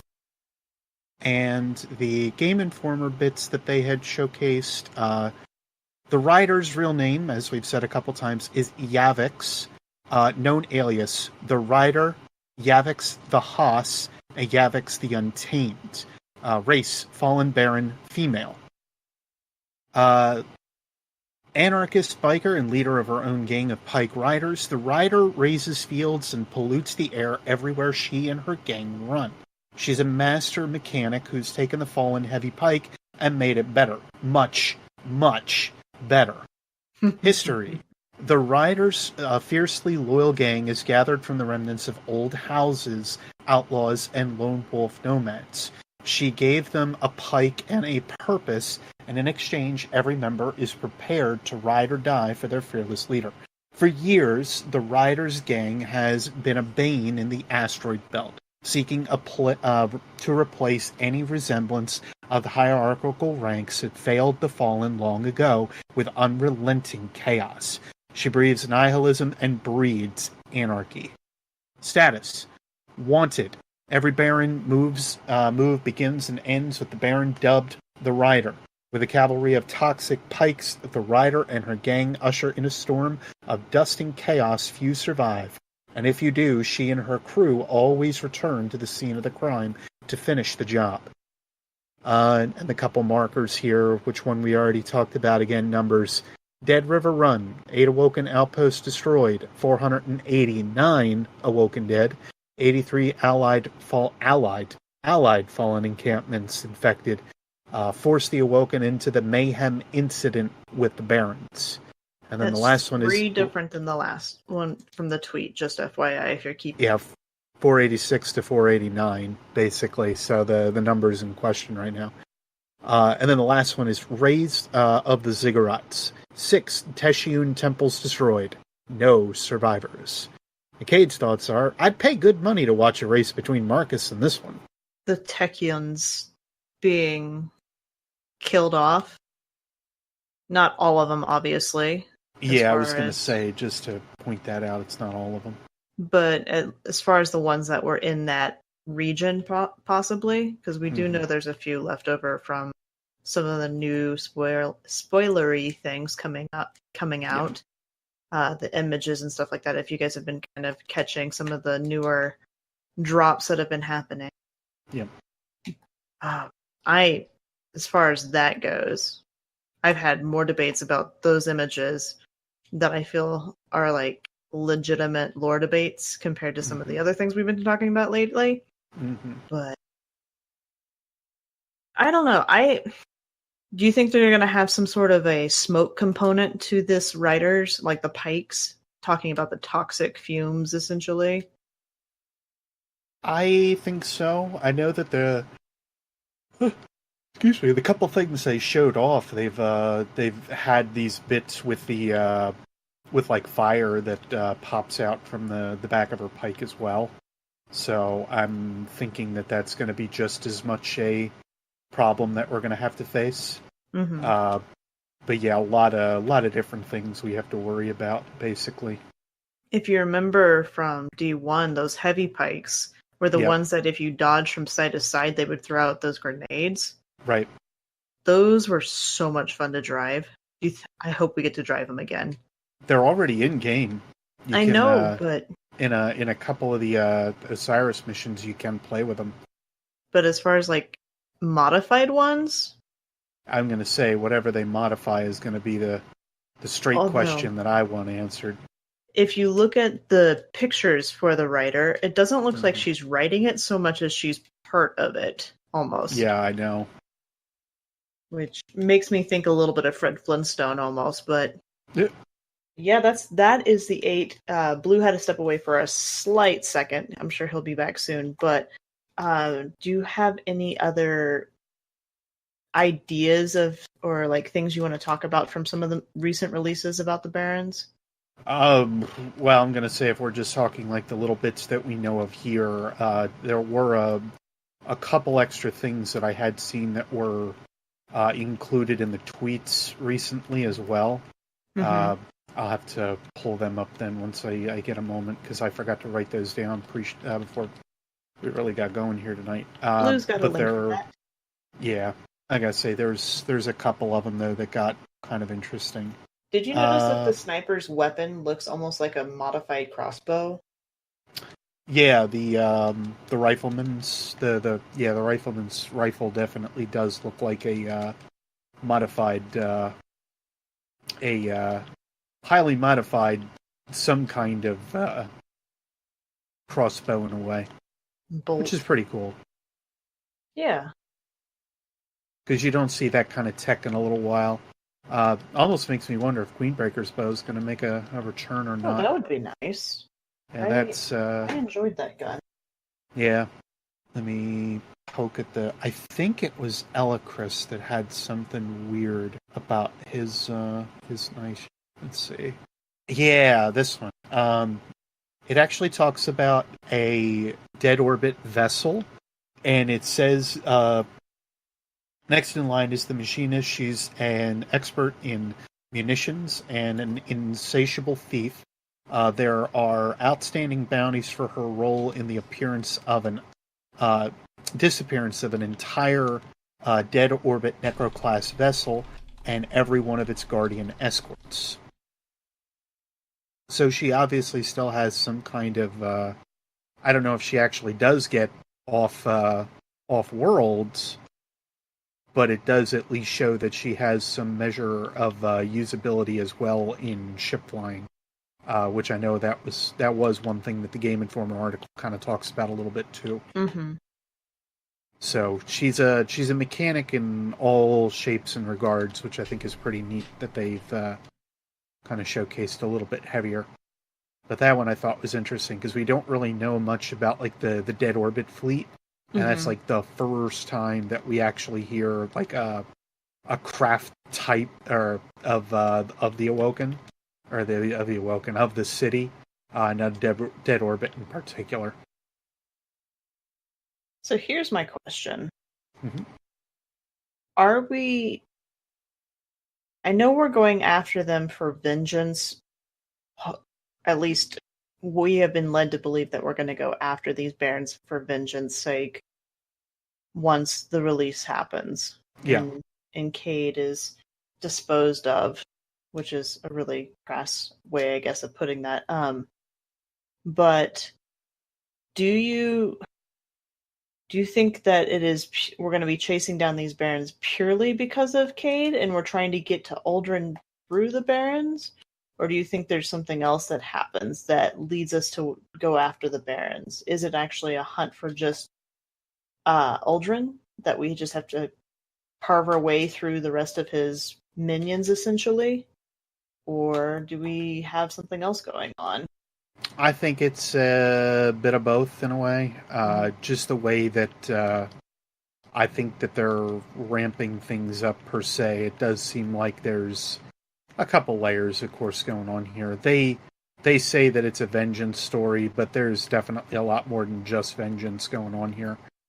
I'm more akin to think that it's going to be a mix of go out and avenge Cade, but also go out and try to help the Awoken get things back in order, because it's been a long time since we've actually dealt with or worked with them. So, AKA, we get to see Petra again. Yeah, I'm going to say I think Petra is going to be a large member for that, because even with the stuff that we've kind of been seeing with the Dreaming City and whatnot as well, it seems that she is highly connected to some of the other bits and pieces that are kind of going on. Like, she's also out for vengeance in a way.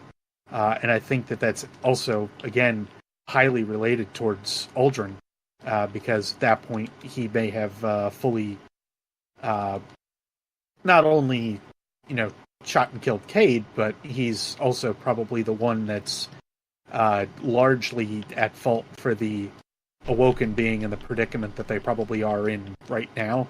Mm-hmm. And basically just not outcast his people, what's the word I'm looking for? Basically betrayed his people on a whole different kind of level. Which, if the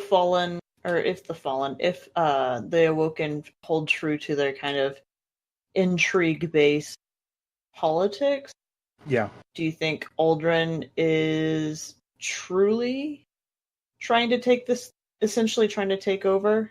Like, I don't know if he's trying to take over the throne, because it doesn't seem like he's working that direction. Yeah, no, I don't think he's working that way. It does seem like there's another reason for some things to happen the way that they are. What they are is a very big question that I don't know how to answer yet. And that's I think the biggest thing that really kind of throws up the question right now. I don't know how else to really say it. Yeah. Blue, what do you think? I think revenge is a good catalyst. I don't think it's going to be the meat of the story. It's simply because just revenge in general, the anger that goes into a revenge generally doesn't last long. It's a fierce fire, but it's a fire that burns very quickly. And so I hope that it's not the meat of the story, because that means that it'll be a really short story. Because basically, if it's simply just a revenge story, why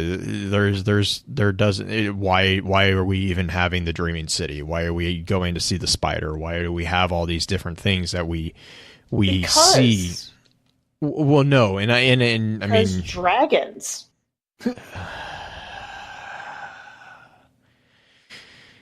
So as a story analysis, that doesn't make any sense. Like, I mean, and I don't know how to say that gently, but it doesn't, I mean, I really hope that the writing is stronger than that, because I kind of come to expect stronger writing than that from this team. And I really would be surprised if that was really it.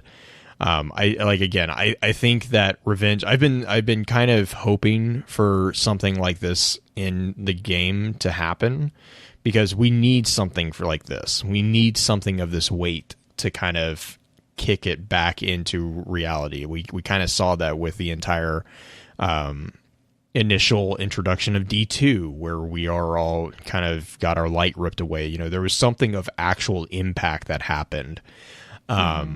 This is, again, why I'm kind of in very firmly in the camp of, I really hope they don't retract and, go back on the whole, no, Cade's gone. Cade should be gone. Like, I don't get me wrong, I absolutely adore Cade. I love Cade's figure in the game. But you will cheapen this entire plot if at the end of it, Cade comes back. Yep. Here's something else I want to mention. A lot of the people in chat are pointing out that we don't get to go to the Dreaming City until after the campaign.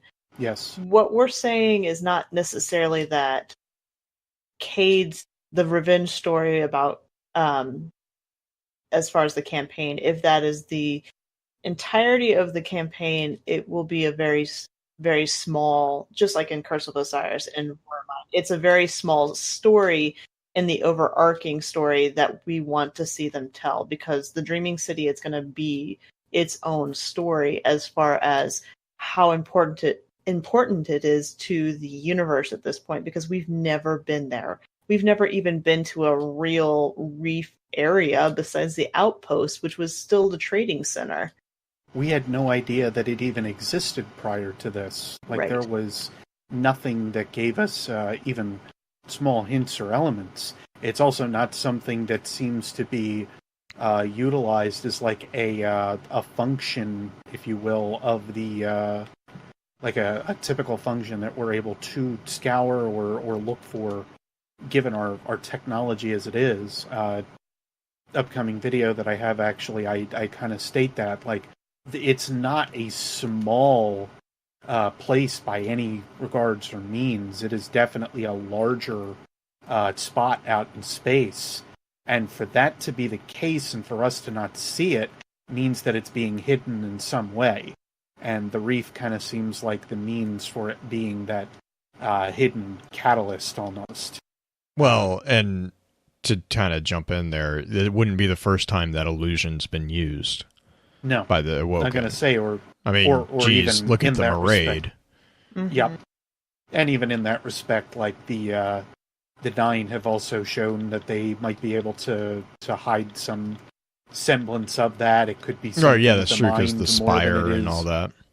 Yeah, it could be something of the mind more than it is something of the physical realm, which, you know, at that point is the argument in some respects of the ascendant realms. You know, they're not something of the physical. They are something of the mind more than they are much else. So yeah, that's and I guess, part of the and statement. I mean, and there's and that, so like that is all very true. But I guess I'm gonna really kind of double down on the fact that if this is simply a revenge story, I'm gonna need a really strong writing to explain why our guardian, who has done nothing but selfless acts yet, is all of a sudden hell-bent on a selfish event such as this. The old adage, and Pins actually put this in chat, you know, when you seek revenge, dig two graves. Like, Right. it doesn't, and it's in complete contrast to the character descriptions and the character presentation that we've had of our character this entire series. Right, but we're also growing as a character too. We had this question at Guardian Con, like if you had a if you had a shadow version of your character or a dark guardian, what kind of power would you want your dark guardian to have? If Bungie is moving in a direction where our guardian is evolving in such a way, a revenge story fits that template of a good way to start corruption. Correct, but I will double repeat. That's fine, but then it needs to be very strongly written. Like, it needs to be. Oh yeah. If you're gonna talk, I mean, because this is me coming from an RPG background and, like, you know, like D&D. I mean, corruption is entirely possible. Alignment changes happen all the time, but they are not just like, oh, one person died. I don't care how important they were. It's not just like the sudden switch that gets flipped. There is a long process in which a character will fall to, you know, the dark side, however you want to say that. Like, and it's not saying that it's not going to happen. I'm not saying that at all. What I'm saying is, like, okay, if we're going to do that, if we're going to go down this road, you're going to need to present a reason why all of a sudden we are not hero figures. We're mercenaries for hire within this realm of universes, and why that should be okay for us as player characters. Because that's not the story that Destiny has portrayed. That's not the themes that they have been doubling down on very recently. That doesn't portray into the line of hope. That doesn't portray into the line of the concept of light and being protectors and guardians. Which, again, if that's not gonna be where we go, that's fine. But it needs to be explained very well. Right. Oh yeah, and any of the stories need to be explained very well. There's doubt about that in general, yeah. But as far as, I mean, something this drastic, I just have a really strong feeling that you're gonna have to convince me a little bit more than just, okay, die, boo-hoo. Like, I don't mean to sound harsh on that, but I mean, to me, that, considering that we've already heard hints that they have talked about the Vanguard is going to be deeply hurt by this as well, which I would expect and understand. Oh yeah, I would expect that. I mean, their and a bunch of other things are also going to be changed and switched. There are plenty of other indicators that also need to be seen in order to really say one way or another how that's going to go. Additionally, I would say look back at Osiris, because his prophecies have some indications and some hints that is the way that they are intending on going. Mm-hmm. Somebody mentioned to me they could see Ikora just going off the deep end. I'm going to say I think Ikora being the iconoclastic one, I could see that happening. Zavala being connected as well. Right, and I don't have a problem with that, but what I'm saying is our Guardian to date has been a blank slate. I mean, really, honestly, our Guardian has done nothing but selfless acts of protection for the city and done what they've been told. So to suddenly have the strength of character and this anger for revenge and all this other stuff, that's fine. Again, fine. But that shows a maturity of a character that, quite frankly, to be 100% blunt, our character has not had. I mean, I will be a bit critical on that point. Our character has not had independent thought. We have 100% been told to do everything that we've been doing throughout the entirety of the Destiny campaign. But even then, to that point, we're assuming that the Vengeance campaign is because of us. Yeah, we're the ones that go into for the Tangled Shore and whatnot and are, going after the Barons and so on. But overall, our character is probably still feeling a deep connection to Cade for the sake that it also ties back towards the Vanguard. So it isn't just necessarily towards us as a whole.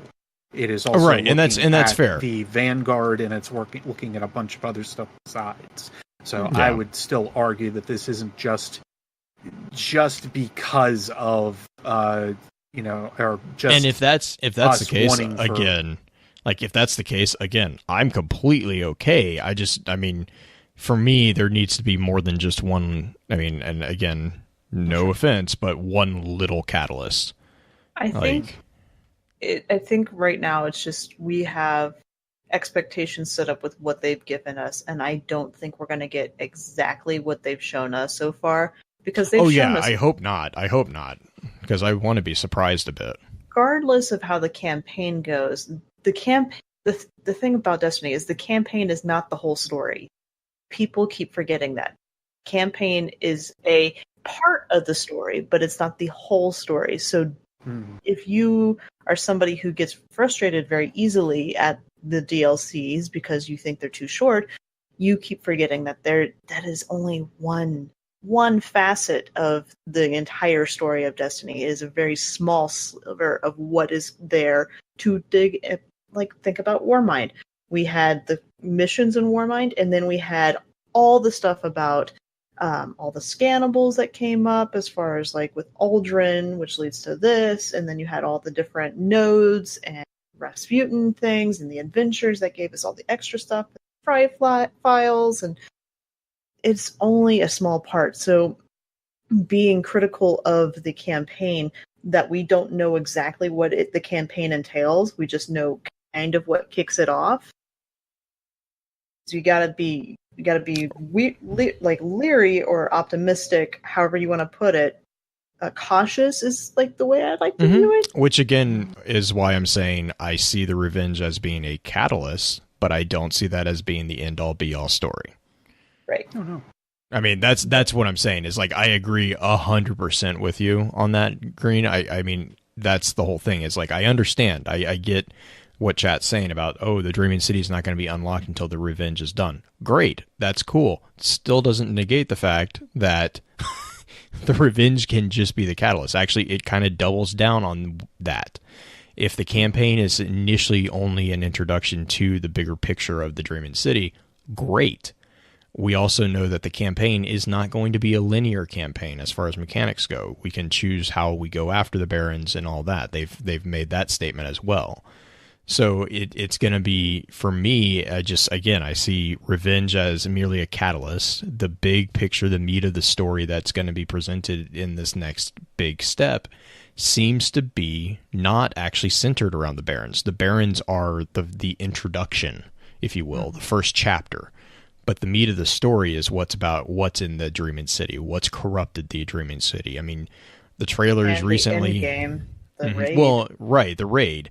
I mean, the trailers, if you've looked at the trailers, a lot of the trailers for the Forsaken, I mean, yeah, there's been mention of Barons, but they're all around pre-order bonuses. They're all the initial Baron. Like, all the trailers recently have not had anything to do with the Barons. They've all been about the Dreaming City. Like, the emphasis is not on the Barons. The emphasis is not on the loss of Cade. Like, that was just the shock for, E3 or whatever. So, I mean, again, I really don't see revenge as being the brunt of the story. No, and I think that's where we're all basically in agreement, and how it could also unfold.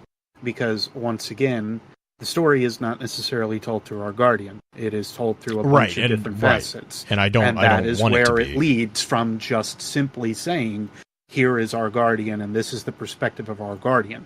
It is going to still go ahead and blow up into a bunch of other elements that need to also be seen from the perspective of the Vanguard, from the perspective of the city, and that's again where I think Destiny does very well, because it isn't just looking at us as as a whole.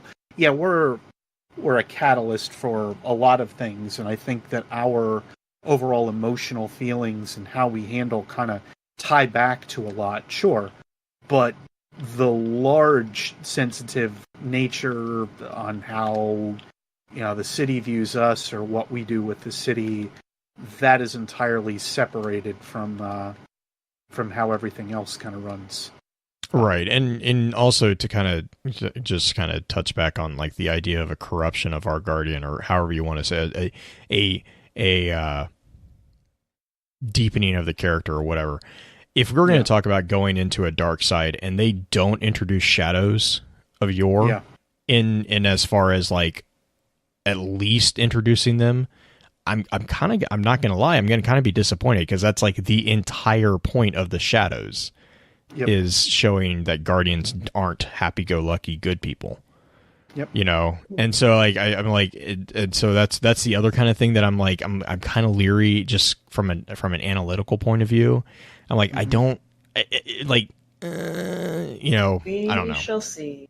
Oh yeah, no. And this is all. I mean, again, just speculation. Like, yeah, I was about to say, just like Green was saying to begin with, this is all based off like what, 2 minutes, 3 minutes here and there of trailers that we don't even know are actually legit in the game canon. Yep, we shall see, and we only have a few more weeks left, so it is rapidly coming upon us. And once it come out, we will be proven completely wrong on certain things and maybe right on some things. And I welcome it. I welcome it. I love it when that happens, because that's just better fodder for conversation. And it just proves that the writers surprised us. Mm-hmm. Oh, yeah. Oh, 100%, yeah. Like, please, I know that got a little touchy there, but please don't misunderstand me. If I'm wrong, I will probably be coming at it with just as much energy as I am right now. Like, that's the point of arguing with friends, is we find better common grounds with it. So sorry, Beard, I didn't mean to cut you off there. No, you're fine. I was just gonna say, like, I feel like I've been able to pick where it is or what it is that they've been wanting to do with the story for Destiny for a while, fairly well. There's been some stuff that I have absolutely 110% called without having a lot of like background information and only seeing a few pieces that they've been like leaving around on the ground. I don't know what's happening with Forsaken.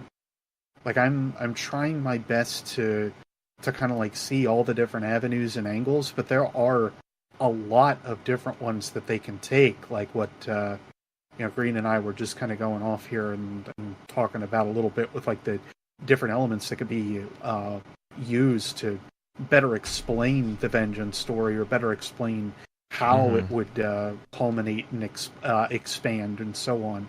And then there's the opposite with how Blue's been talking too, like how it doesn't make a lot of sense for it to handle that way. And I see it from a lot of different angles, but right now I don't know which way they're going to go. And that is a both terrifying and exciting element of storytelling, because you're like, this can go completely nutty, or this can go really, really well, and it can not necessarily reboot things, but it can refresh things. It can make things feel a whole lot different. You mean from you could clear stuff up by retroactively clarifying things? No, Blue, stop. Now Blue's the one that said retcon this time. Before we get into that whole argument, I did want to make a call out to the new, real quick, the new locations that we did hear about. I don't know if you guys had a chance to run through those, but I'm really hoping we get a little bit more information on some of these, because they sound really cool, especially Dead River Run. Yeah. Dead River Run seems to be that, in Palace Falls, but both of those seem to be very large battle areas. Yep. There were 486 or 489. We don't know yet. We're going to have to clarify that when the game comes out, because Game Informer quotes 489. Bungie in their tweet said 486. I was like, oh no. Yeah. What happened to the 3 people? Did they what happened? So apparently they caught syphilis and died later. They what is this, Oregon Trail? They missed. You've died of dysentery. Oh God. And this was also in regards to the rider as well. But she destroyed 8 awoken outposts, and then she killed 83 encampments, which I don't even know how many fallen that would be. But so that's Dead River Run, and then Palace Falls is apparently a really big battle. You had Bamberga, you had Solus Descent, Iran, Gaspa, 128 Nemesis. We're going to obviously find out a little bit more about, because it is a playable area. Aurora Caves, I really hope that isn't a playable area, because that's where everything kind of goes on as far as the Ether black market, which I'm just to be bluntly honest, really interested how that whole thing works. And then the remains of Ceres with the Hellrise Canyon. I'm actually curious how that. I'm wondering if the Hellrise Canyon is where we actually hunt down the Rifleman, because that's kind of Fox Canyon. Do you ever wonder why we're here? Yes. Sorry, I love that reference. Anyway. It's like a big cat, like a puma. Yeah, sure, that works. Oh gosh, but yeah. So I'm just curious on some of those new locations. I'm really kind of actually excited. I love hearing more about the world development aspect of stuff. I love it. I love the little even geography, just little tidbits that we get on those. But yeah, so I think we did a pretty good spoiler episode. Yeah. I think we covered not just the Barons, but just kind of a lot of the information we've gotten. Yeah. Well, and just expectations too, I think, is a big thing that a lot of people are hyping right now, and I think there's a valid point to it. I think that getting excited is a good thing, but I think, again, reiterating, kind of going back on what Green was saying, I couldn't agree more with it. It's temper your expectations with the understanding that you might be wrong. And don't get upset with it, because actually that's kind of cool. If you are wrong, that means that the writers surprised you. Silver lining of that stuff. So, what do you guys have as far as shoutouts go? I have a lot of podcasts I'm going to be on coming up. Well, why don't you give us a laundry list, and then I can try to get them all from you and put them in the show notes. Okay, so on the 21st of this month, which is next something, I don't remember, next Monday or Tuesday, I'm on with Saint 14 podcast with Bell Bunny. Bell and I are both on it. On the 25th, I am doing Drunk Lore podcast with how do you say his name? Gosh darn it. Xanafan? Yes, Xanafan. Mm-hmm. We're gonna do Drunk Lore on the 25th. Mm-hmm. And then 31st we have our Arcade Pre-Memorandum. I need to reschedule with Grindhead Jim. I think I mentioned that one either in this one or the last podcast that we're doing a Destiny's Not Dead podcast at some point. And then that is it as far as like guest podcast stuff / specialty things coming up. Next week, I'm just going to steal Blue's thunder. Next week, we're talking about the Cabal hierarchy again. So we have next week Cabal. The week after that, Cade's kind of like shout out memorial. He's not dead at that point, but like celebration of his life. Wake. This is getting really grim. I'll go with Wake. Wake. I like that idea. You know why I like wakes? Because there's booze. Sometimes. Depends on what kind you go to. Such an Irish statement. I mean, look, that's yeah. Were you all done with yours then, Green? I am. No, you're okay. Good. Then I don't feel like I'm running over toes. I have been working on something now for a little while for a certain place that I still cannot really disclose just yet. Thankfully, I'm working on that I'm working on that here the last couple of days. What has slowed me down has been the fact that Bungie does not allow you to like replay missions within their game. So, especially like the story missions, I have to replay an entire character. And then, like the specialty ones? Yeah, like the ones on Planet that basically aren't adventures. You know, the ones that they feel that they don't have the ability that they can't just extend out to. Makes me so mad. So I waste time by, of course, having to go ahead and make a to like make a new character and then play through that. So shout out to Hunters because I'm now playing one of you again. Yeah, I'm not playing one of you again. Yeah, I am a whole of level 21 or 22 at this point. Does it feel good? Does it feel no, good? Not really. It doesn't feel no. good. Do you like it? Do you like it? The only thing that I will probably like is when I get the ability to play around with the Shatter Knives, because it's going to feel like Shatter Nova Bomb again. So that might make me want to, make a little bit of a switch. But as it stands, you should do it more often. How about no? How about just no? That being said, look for that project soon. That is all that I'm going to say on that angle, because I don't really want to give too much of it, and I can't actually give too much of it away. So just look for that project soon. As ambiguous as that is. The other big shout out that I have, though, is really just over to everybody on Twitter. At least those that I've been able to like talk with and kind of like get a feel for and so on. It's been a very interesting last week with like a lot of very big ups and downs. I just say something real quick like, I feel so freaking tired, and I also feel guilty because I, want to enjoy doing the work that I'm doing, but feel that I should be doing something else, this, that, the other thing. And everybody has just been very supportive, and I appreciate you guys so much for that. So I go back towards like shout out for the community as often as I do, but community is seriously the reason that I basically am here to begin with. I could have gone ahead and created a content channel for any other game that's out there, and I could have tried to make it, larger, etc. if I wanted to, but I didn't.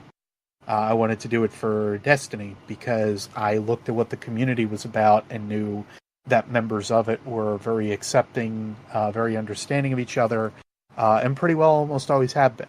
There's as a large whole, I have never been disgusted with talking with anyone from this community, and I cannot say that of other gaming communities that I've been a part of. As much as it's a big one right now, World of Warcraft, I would never make a channel based on that game because I know how toxic that community is. Not quite frankly is. So I'm just going to say that now. I love this community for what it is because y'all make it what you want to see of it.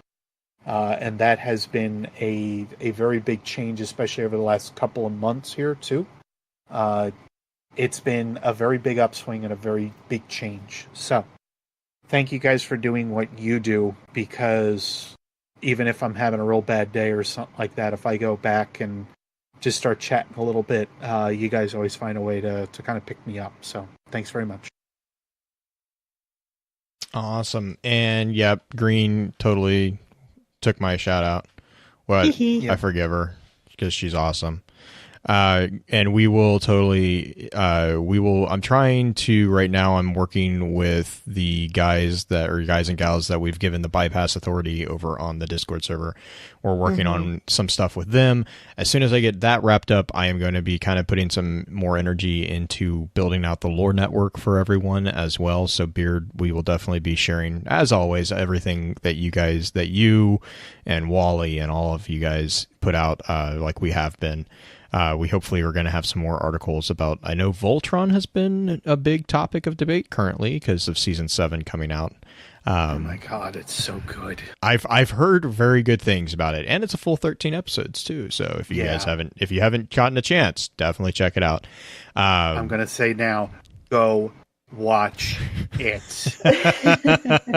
It's apparently a really good season. I'm sadly I'm far behind on seasons, but my wife has been watching it here and there, so I've heard very good things. Most of the other seasons have had like their little bits and pieces where they've like dabbled in like darker tones and everything. Oh no, they take out all the stops with this one. It's amazing. Well, it's the second to last. It's the second to last one, I think, is the big thing. So it's I mean, it's there they are. They're not pulling punches. But yeah, so we're hopefully, you know, as time allows, we're hopefully gonna see those aspects build out. But yeah, and if you have any interest in helping out with any of that, please let us know. We're always looking to involve more people in doing whatever you guys wanted to do. So it's definitely, we're creating it for you guys. We're trying to help it be geared towards what you guys want. So, you know, definitely let us know. But yeah, that being said, we'll run through our outro and we'll probably stay for a little bit of an after show, and we'll see you guys later. With that, we'll begin to wrap the chat up. Thank you again to those over on Twitch for coming to spend your evening with us. If you'd like to join us for the live streaming of the episodes, please be sure to give us a follow over on twitch.tv/focusfirechat. Links to our episode archives can be found at www.focusfirechat.com. Please be sure to email us at focusfirechat@gmail.com with any comments or questions for our team concerning the podcast, and let us know how we're doing by giving us some feedback and a rating over on iTunes as well. Also, be sure to check out all of our amazing partner podcasts within the Guardian Radio Network over on theguardiansofdestiny.com.